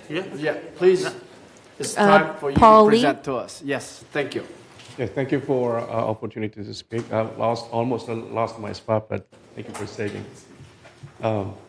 Yes, I'd like to have a chance to testimony in my situation. Right now, the house, I'm the homeowner of the 5309. Yesterday, they put a stop notice for the construction because of its unauthorized the 4 doors installation, which was on the process of the variance. I was 10 days ago, 12 days ago exactly, June 5th, I was attended here, and then it was passed. 5 members, thankfully, the raised, agreed and it passed, and I was excited. I was waiting for 3 months. since I submit the application the March 7th, and then it's for variance for those 4 doors. I was so excited, and then just next day, I thought that's it. So next day, I installed it because there is some reasons. I mean, there is some safety and security reasons behind it around in the circumstances. Let me explain a little bit about this. I don't know if you're familiar with that area. It's located at all the way end of the Cantante, where right next to the wilderness. My house is a really beautiful view, but the bad thing is that there's a lot of snakes. I don't know if you heard about that. The next door, the neighbor, we just agreed at the beginning, and then she told me that, hey, be careful, you guys, that there's many snakes. And then the gardeners, all people, they comment the same things. And then that was true. I mean, I saw myself 3 or 4 times the snake on the, and then the workers, they saw many times. And I captured some pictures here. I made 10 copies. I mean, if you don't want to see the snake, you don't have to, but... You know what this thing looks Give like. to secretary and we'll, Yeah? give to secretary and then she will distribute. Yes. Go ahead, continue. You should say coyote, not the snake. And then one incident, it came inside of the garage, and then there was full of the materials and all that. It sneaked under. We have to move all the one by one to chase out. So we spend hours to take them out. And then I was here attending ACSC meeting about several days before the snake came into the living room area, and then we throw the stuff and the wood chase out. Or immediately one goes under the cabinets. Now hopefully it's gone after that. We don't see it so far. We check on and off. We're searching the snake in there. So I really want to close the door immediately, as soon as possible, for a long time. And then I actually temporarily. I couldn't. I know it's not permitted yet. So I just temporarily screwed and dangling the doors, and then with the temporary plywood so that we can come in and out. Every day we have to screw back and open it in the morning, and then at night and screw back. But one day we found it was open. And then I think that I know that the neighbors around the people, they just curious about the house that's going on. And looks like, I didn't see that, but looks like somebody coming in and then check around there. There's no, we have electricity, but no lights. It's very dark, and there's many sharp edges and the nails on the floor. And then if somebody falls down and hurt, it's going to be really serious. And then also I waited a long time. David just missed that review and a couple of times, and I have to wait 3 months. So for that reason, for the circumstances, I really eager to install as soon as possible. So it was past the ACS meeting. The next day, wow, it's done. So I just talked to the workers, said, hey, install it. And then the next 3 or 4 days, we finished the drywall and stucco, and then we finished really fast. And then it was the problem because it was put it up the unauthorized installation. But even though we went through all the process of the variance, and then we went through all the ACSC meeting approval, so I didn't intend to violate the law from the beginning. When we actually, it looks like some issues, the outdoor patio things. This is not my own design. I work with David in the variance. Whatever question I have, I always contact with them. We many transmitter on the emails. I can show it to you if you want to.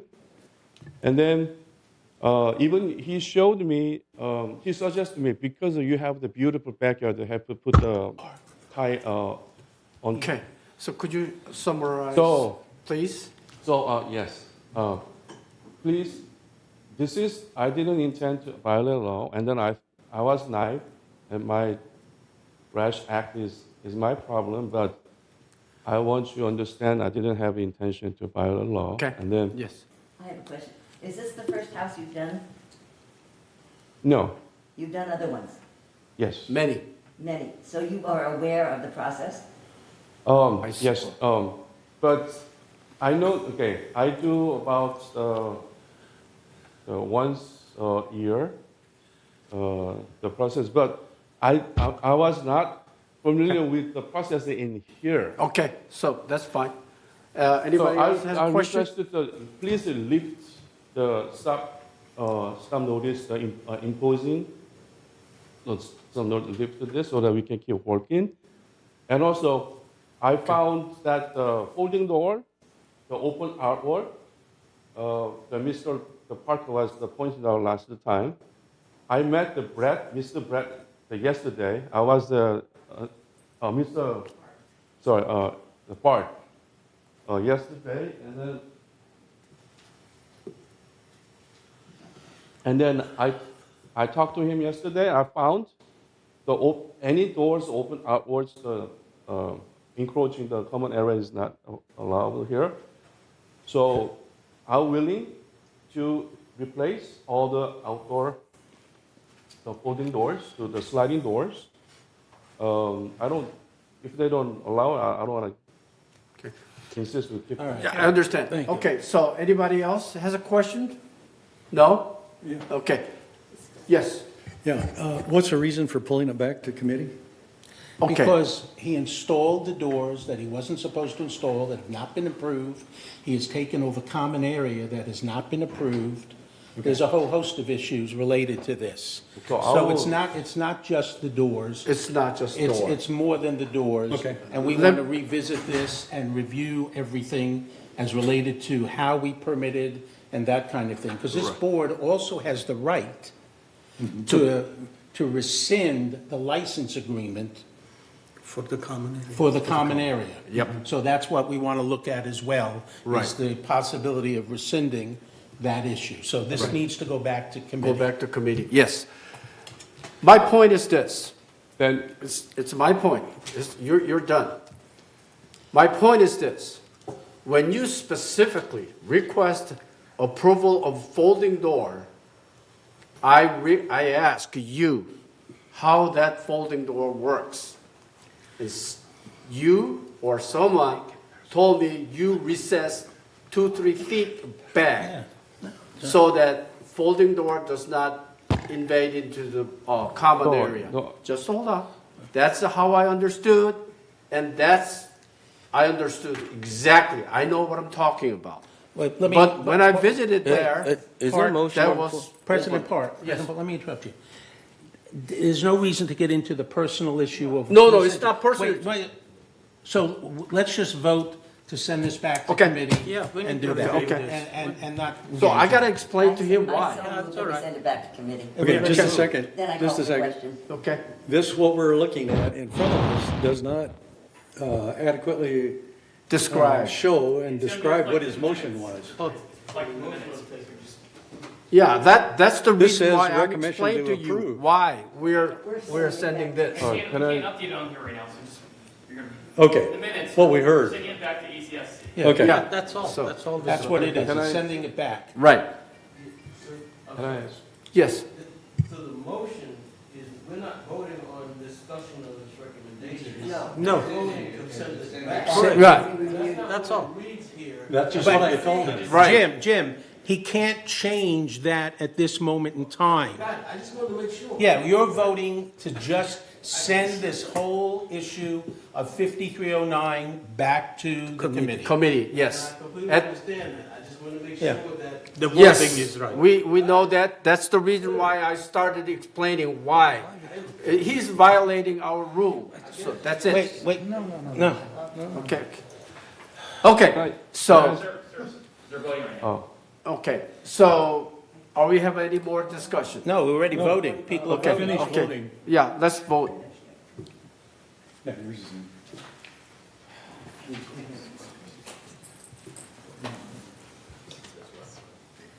Where are the others here? I don't know, mine does not work.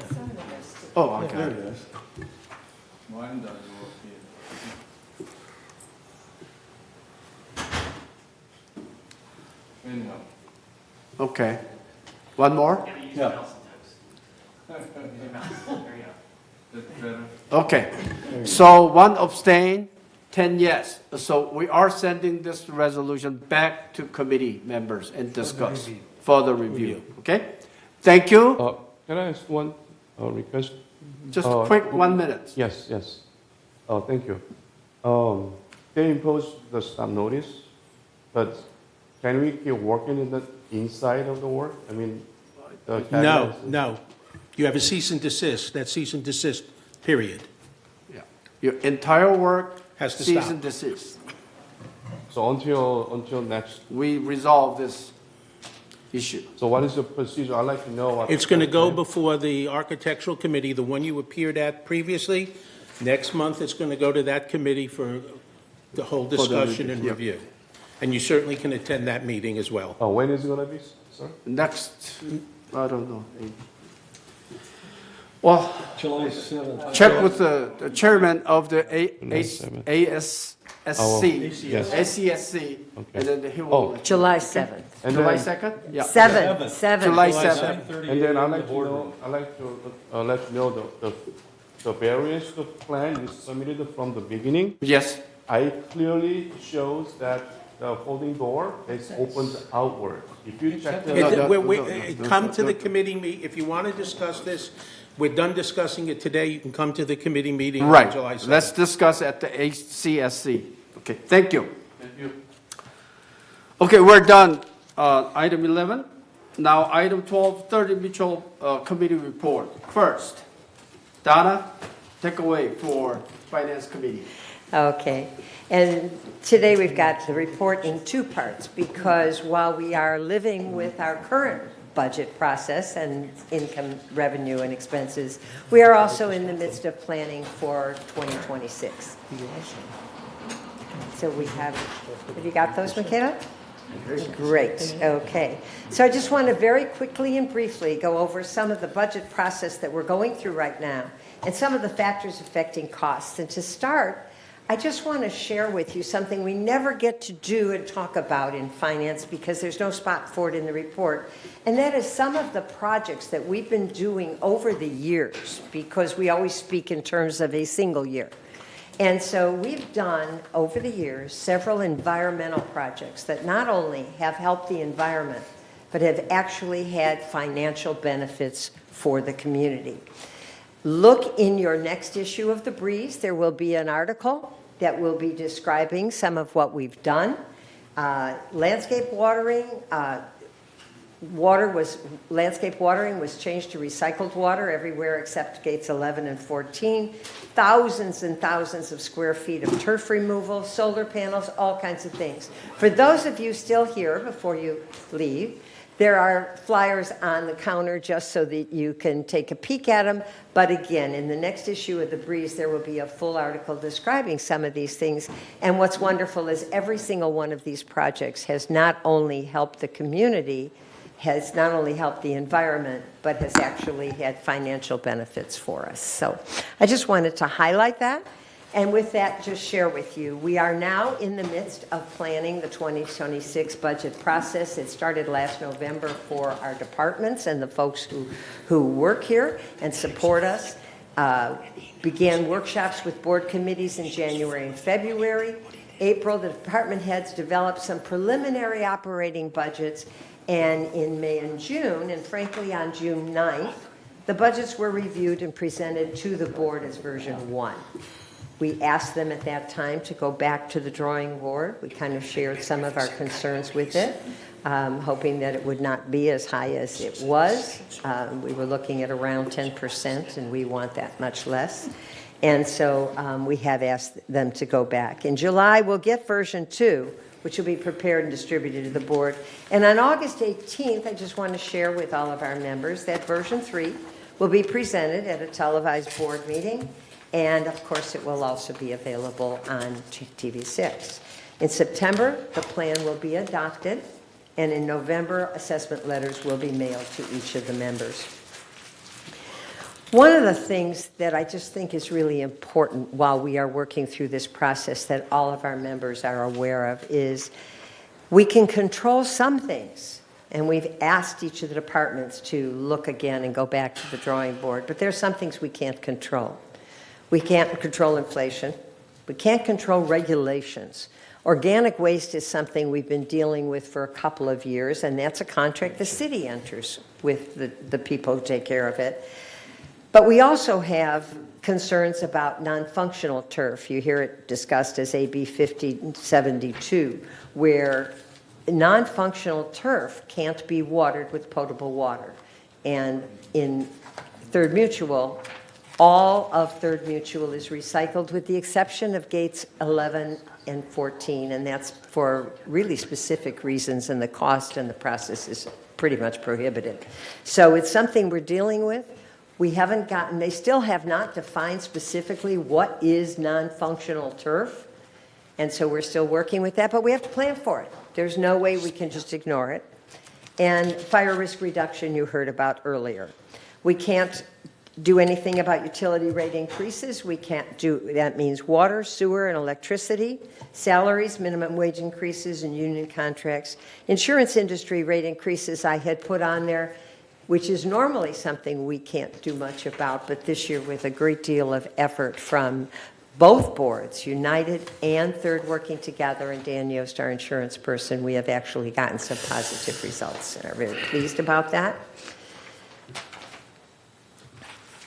If we move on, we just ask that our residents consider some money-saving options. Easy pay for assessments, that's apparently got into it. They've got the slides out of sequence for me. Just things you can do as members and things that we can suggest. Easy pay, things like that. It'll all be posted online. And with that, we will go into the very brief treasurer's report. And we have eliminated quite a few of the slides to try and make this a simpler report for everybody. The first slide that you'll see is sort of the 30,000-foot view. And we are looking actually at all of our budgets, all of our revenues, all of our expenses. And you can see that through the reporting period, remember this is through to April 30th, total revenue through third was $16.5 million compared to expenses of $13.5 million, giving us a net revenue overall of $2.9 million. As we move on to slide 2, here are the most significant variances. We always love to see green. It means it is in our favor. It is a positive variance. And outside services was a very large one, but just want to let you know that primarily that was in landscape and M&C and was driven by mowing cycles being moved to in-house labor. So although it reduced outside labor, we unfortunately have to pick it up in-house. Employee compensation was, and related, was a little bit better and favorable, primarily again in M&C to do some open positions, but unfortunately some of that was offset a bit by moving things in-house for landscaping. Investment income was favorable and better than we had anticipated at the time that the investments were made. Our collectible accounts, it's always nice when uncollectible accounts are favorable, and utilities and telephone were negative. Again, that's the area we can't control. So that's the end of that slide, and I see we have a question from a board member. I do. When we were going through the budget, outside services was in the reserve study and not in the operational study. Does the positive variance take into consideration that it came out of the reserve? We're looking at overall. Yes, I said Okay. that was the 30,000-foot view. Thank We will you. separate those out for you. Yes. Donna, as much as I love to see all of these variances in the positive side but that tells me that maybe we need to do a better budgeting as we go forward. Because, usually you have to have a tighter budget to have so much variance going through the year. That means either we didn't put money in right places or So for the next year, I hope that these numbers would be tighter rather than being such a, big gap. One of the issues raised, and thank you for the comment, because I was asked to hurry up the report, therefore I went quickly through it. Yeah. No, but I want people to know, it's much like those of us who are on a fixed income every month where we get a certain amount each month, but the bills may come 4 months later. We still can only live on what we have. And so this is very much the same thing. So because I was hurrying and trying to condense everything, I didn't mention that the timing of some of the invoices is what changed it. So there's nothing wrong with the budget. It's got to do with when the invoices come in, and we all kind of live with that. They use an accrual method for our finances here, and that means every month the amount we get is the same, and the bills change. No, I was just going to respond to what she did. Yes, Steve? Yeah, not only invoices, but some projects have not even started yet.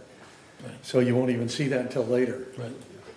Yeah, we didn't have any copper pipe replacements yet, and so we do budget for those things, because if we didn't plan for them, that could be an issue. And Robert? No. No, you don't have any? Go on. Okay, let's go on. Yes, Moon. Yeah. When you look at the variance and favorable and unfavorable, let me say outside service is 700 grand. Favorable to us, that means we pay less or we pay more. Okay, what it means is that in this case, much of it was due to the fact that we moved some of the people from the contracts from outside services to in-house. So our outside services bill was less, but our in-house one is more. Yeah, So same it's, as- yeah, but it still says our outside services budget is favorable. We can't change that. Well, favorable, that doesn't mean we saved money. It Okay, means how we about- saved money in that area. We haven't spent the How money. about the employee compensation? We don't know. 200 grand. Did we pay the more or to pay the less? It was favorable primarily from open positions in M&C. So we didn't pay the less. We didn't pay it because we didn't have employees. Thank you. Okay, yes, there were other comments? Yeah, and thank you. I rushed because I was hoping it would be faster because you Right, asked me. yeah, okay. And it wound up This with is more what questions. Res is for. Yes, of course, it always is. I mean, I think this is important. Yes, please. I'm not sure we Jim. should be rushing this report. Well, that- But anyway. Thank you, Jim. Yeah. I would like to say, though, that I think in Finance Committee, maybe we should take up how this report should be generated, because I think confusing operating and reserve spending can confuse the issue significantly. We separated out at the end, so I know. maybe that's kind of the way it's But been when done. I We see can look at outside that, services certainly. and we start talking about reserve expenditures, then I can see where we would get confused. Okay. Okay? Yes, But Donna. that is the whole that we just did. Okay? Any other questions before we move on? All right, Please, yeah, I've been trying. Okay, on our next slide, please. Okay, and as you can see, this is very self-explanatory. These are the total expenses, and the largest one being employee compensation, and moving in clockwise fashion around, you see insurance, outside services, and I think that chart speaks for itself. The total expenses had already been stated. Now we look at the operating income and the operating expenses.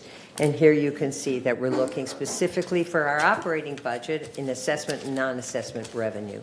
Those are the two areas we look at for revenue, and our total expense is what we've budgeted for the year.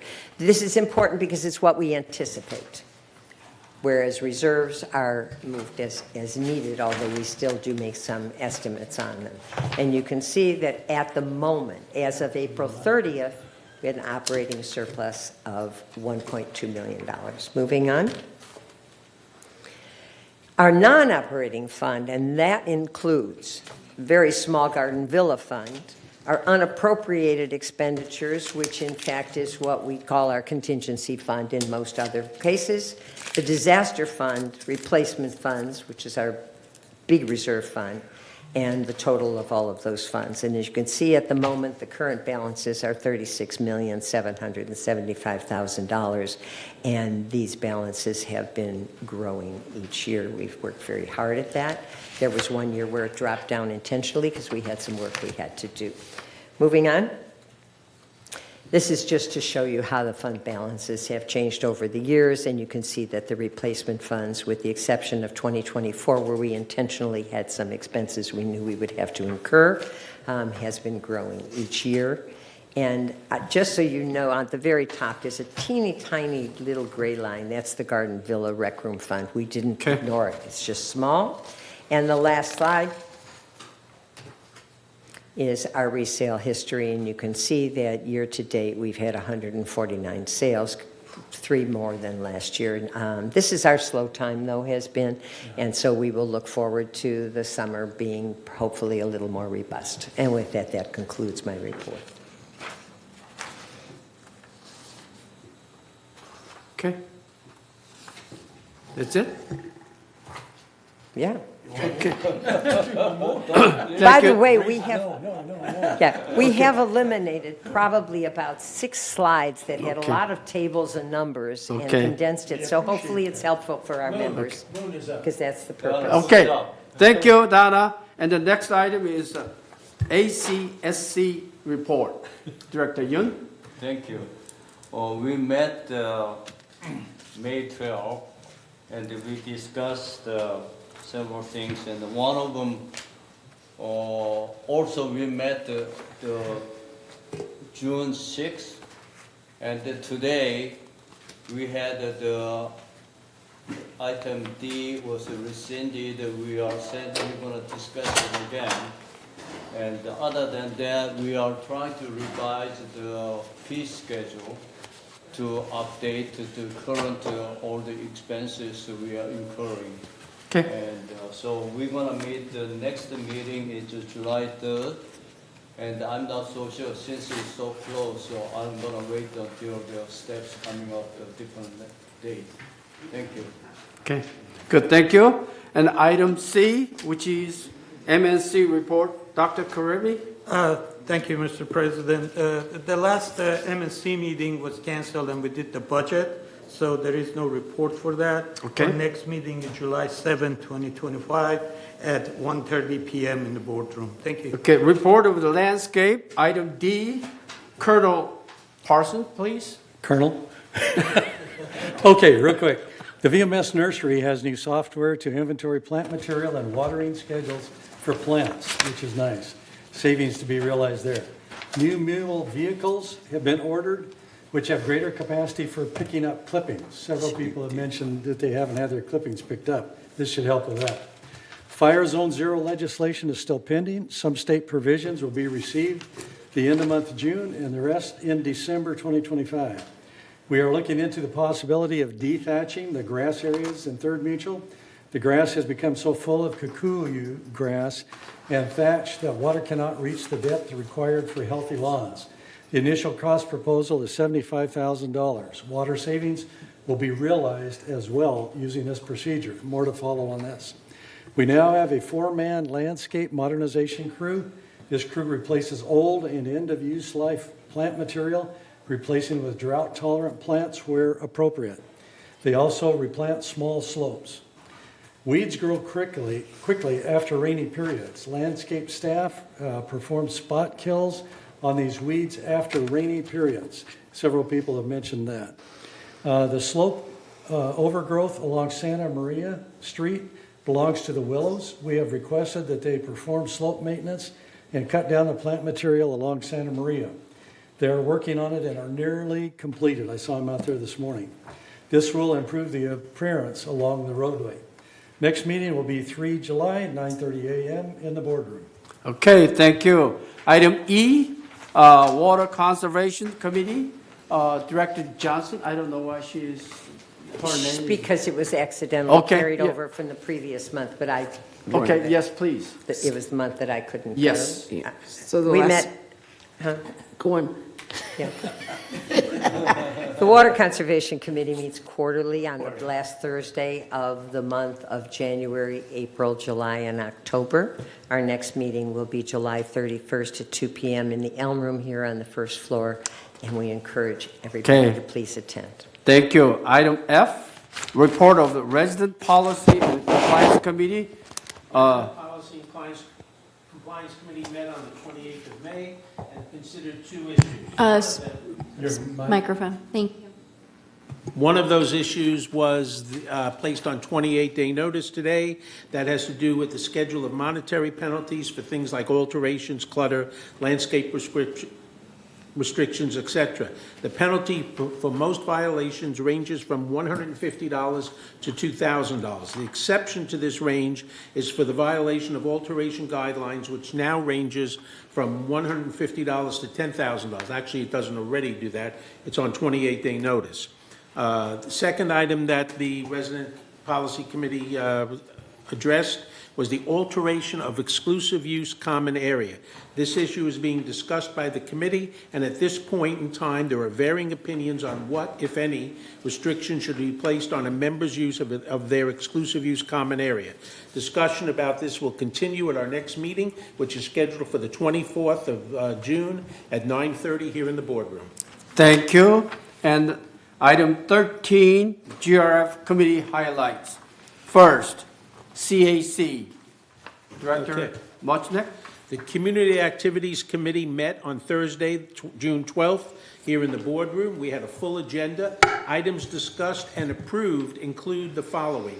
1, the Performing Arts Center Music Room designation.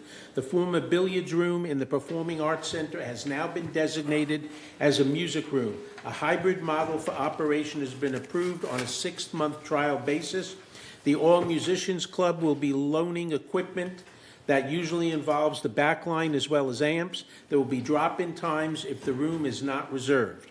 The second item they discussed was the dog licensing and vaccination day request by the Dog Club, which was approved as an exception to the recreation and special events policy. The Dog Club will now have an annual rollover with a waiver of the resident room rental rate to offer a rabies and other vaccinations for dogs. The date for the next dog vaccination clinic is February 5th, 2026.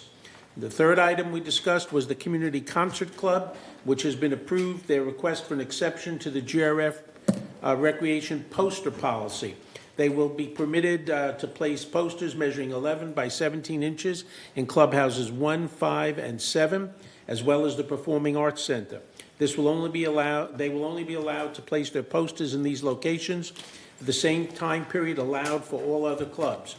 Because of time constraints, the final item for review and discussion, the proposed amendments to the GRF Recreation and Special Events Department policy and procedures, was postponed until next meeting of the Community Activities Committee, which will take place Thursday, July 10th at 1:30 here in the boardroom. And Howard Fox will be replacing me, so he will be doing the reporting. Thank you. Please continue for traffic hearing as well. Traffic hearings. Last meeting was the 21st of May. 9 cases came before the Traffic Hearing Committee. 8 of the cases involved failure to stop at posted stop sign. All 8 were found guilty. Fines for failure to stop begin at $200 for the first offense and go up to $400 for a third offense. One of those found guilty of failure to stop was a third-time offender, and the fine levied was $400. The next meeting of the traffic hearing, so please adhere to the rules and regulations of the road here in the village. Please stop at stop signs. The next meeting of the Traffic Hearing Committee is scheduled for tomorrow, the 18th, at 9 a.m. here in the boardroom, and that'll be the last traffic hearing that I attend. Howard Fox will be replacing me on that as well. Good, thank you. Get ready for work, Mr. Fox. Item C, the Disaster Preparedness Task Force. Director Wayne, please. Yes.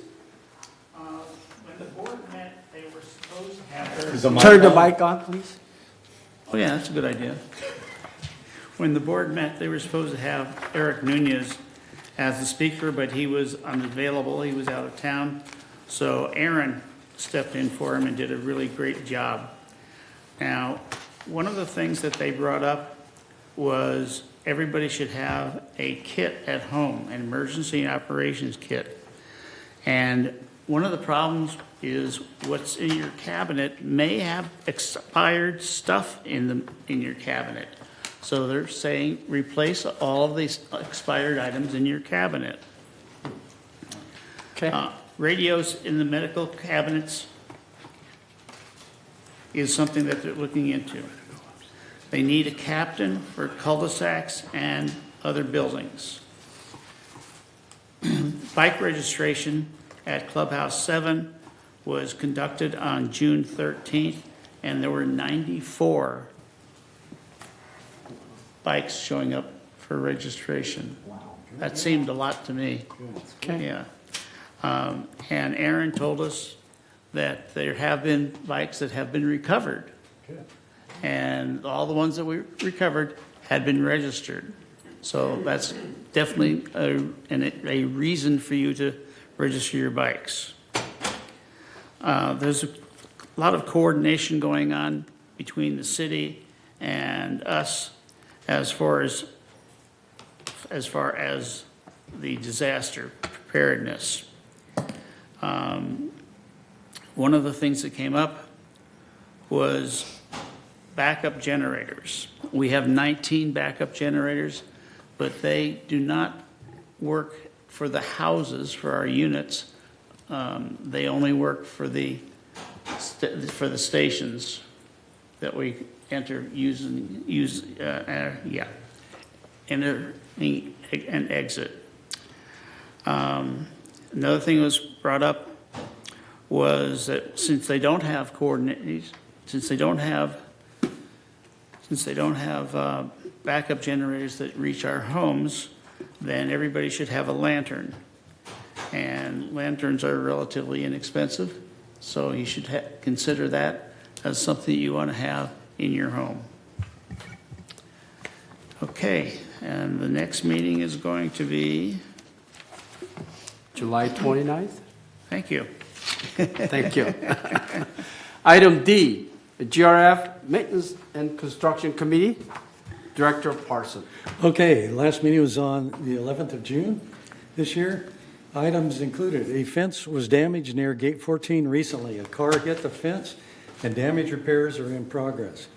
Clubhouse 1 Fitness Center gym flooring is still putting off an order, not conducive to breathing by some residents.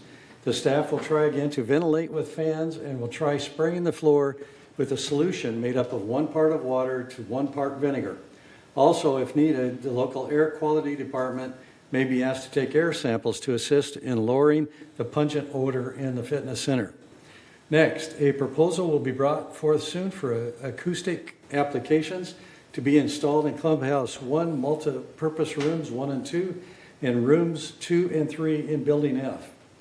Next, the GRF M&C project log was reviewed and 2 completed projects were noted. Number 1, the Clubhouse 3 or PAC sound system is completed, and number 2, Clubhouse 2 deck pool surface resurfacing is completed and operational. Next meeting will be 13 August, 9:30 a.m. here in the boardroom. Okay, item E, Finance Committee, GRF Finance Committee, Director Sostek, please.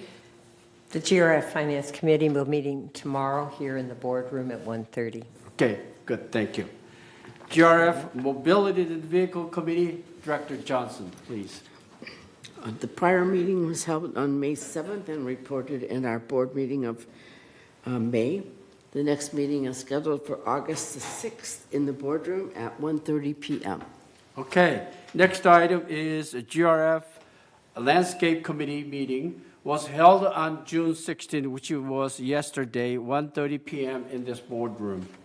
In that meeting, committee discussed items and considered the following. First, Aliso Creek update of a pre- and post-maintenance activity summary, including bird nesting, native plants removal, and reduction. Item 2, 2026 budget that shows budget decrease over 2025, which I was surprised. And 3, Part 3 clubhouse and surrounding renovations. Next, the GRF Landscape Committee meeting is scheduled Wednesday, August 13, 2025, 1:30 p.m. in this boardroom. Thank you. And item H, Space Planning and Ad Hoc Committee, Director Muchnick. The ad hoc committee last met on March 24th, so clearly there's nothing to update you on. The next scheduled meeting is June 30th at 9:30 here in the boardroom. Good, thank you. Information Technology Advisory Committee, Director Hopkins, please. I have no report on that. I was Okay, not here. thank you. Next meeting is July 25th or, right? Yes. Yes. Okay, It, good. it meets every last Friday of the Right, month. so every other month, okay. GRF Broadband Ad Hoc Committee, Director Muchnick, please. The committee actually last met on April 21st. There currently is no scheduled meeting at this time. However, last week, Ting, the successful bidder for the installation of the conduit and the operation of it, began construction on the new fiber optic system here in the village. They're saying there may be a chance that the first section will go live with the new fiber optic and the DirecTV sometime in August. Oh, wow. So they're really moving, and the completion of the total system should be about 18 months. There's going to be some real issues. They're going to have to get into every manor in the village. Okay. That means residents and tenants are going to have to allow them to come in. They're going to attempt to come in on a couple of different occasions. If you do not allow them in or you're not home, well, you'll be noticed long in advance. And if you're not home or not allow them in, eventually there will be charges that you will have to pay because we don't have any choice but to enter your unit and to do this. Okay. So please be cooperative. Okay, thank you, thank you. That's a good information. Thank you, Director Muchnick. Security and Community Access Committee, I thought we had that. Yeah, you No. know. Okay, Director. Director Moore? Thank you. No, that's me, first time. The last meeting of this was on April the 23rd. The next meeting is going to be on June 25th, and it's going to be 1:30 in the boardroom. Good, thank you. This concludes GRF committee highlights and the future item, agenda items. Do we, first, we have amended schedule of monetary penalties. Okay, we gotta go through again. Adopt the shrub replacement policy, those two. That's And what I then, did. and then anything No, else? at we this do point, have? no. No? What about, nothing? Okay, good. So we're done for the future agenda items. First, item 15, first, director comments from Jim Hopkins. No comment. Okay, how about Howard Fox?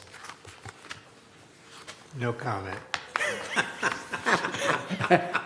You roll Later. the sleeve and start working, Director Fox. How Howard about is just- Craig?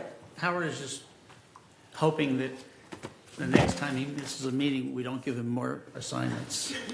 No, he has to have more. Director Muchnick has about 10 of them. Not anymore. Okay, so next night, Director Ruth Johnson? No comment. Okay, Peggy? No comment. How about Robert? I don't have a comment, but Stuart and Shell, you've both been sitting there the whole time. Do you have any comments? You gonna yield your comment? I'll yield my comment to Stuart Hack. You do such a fabulous job of housekeeping comments. Okay, Yeah. good, Wow. thank you. Steve? No. No? How No. about Donna? No.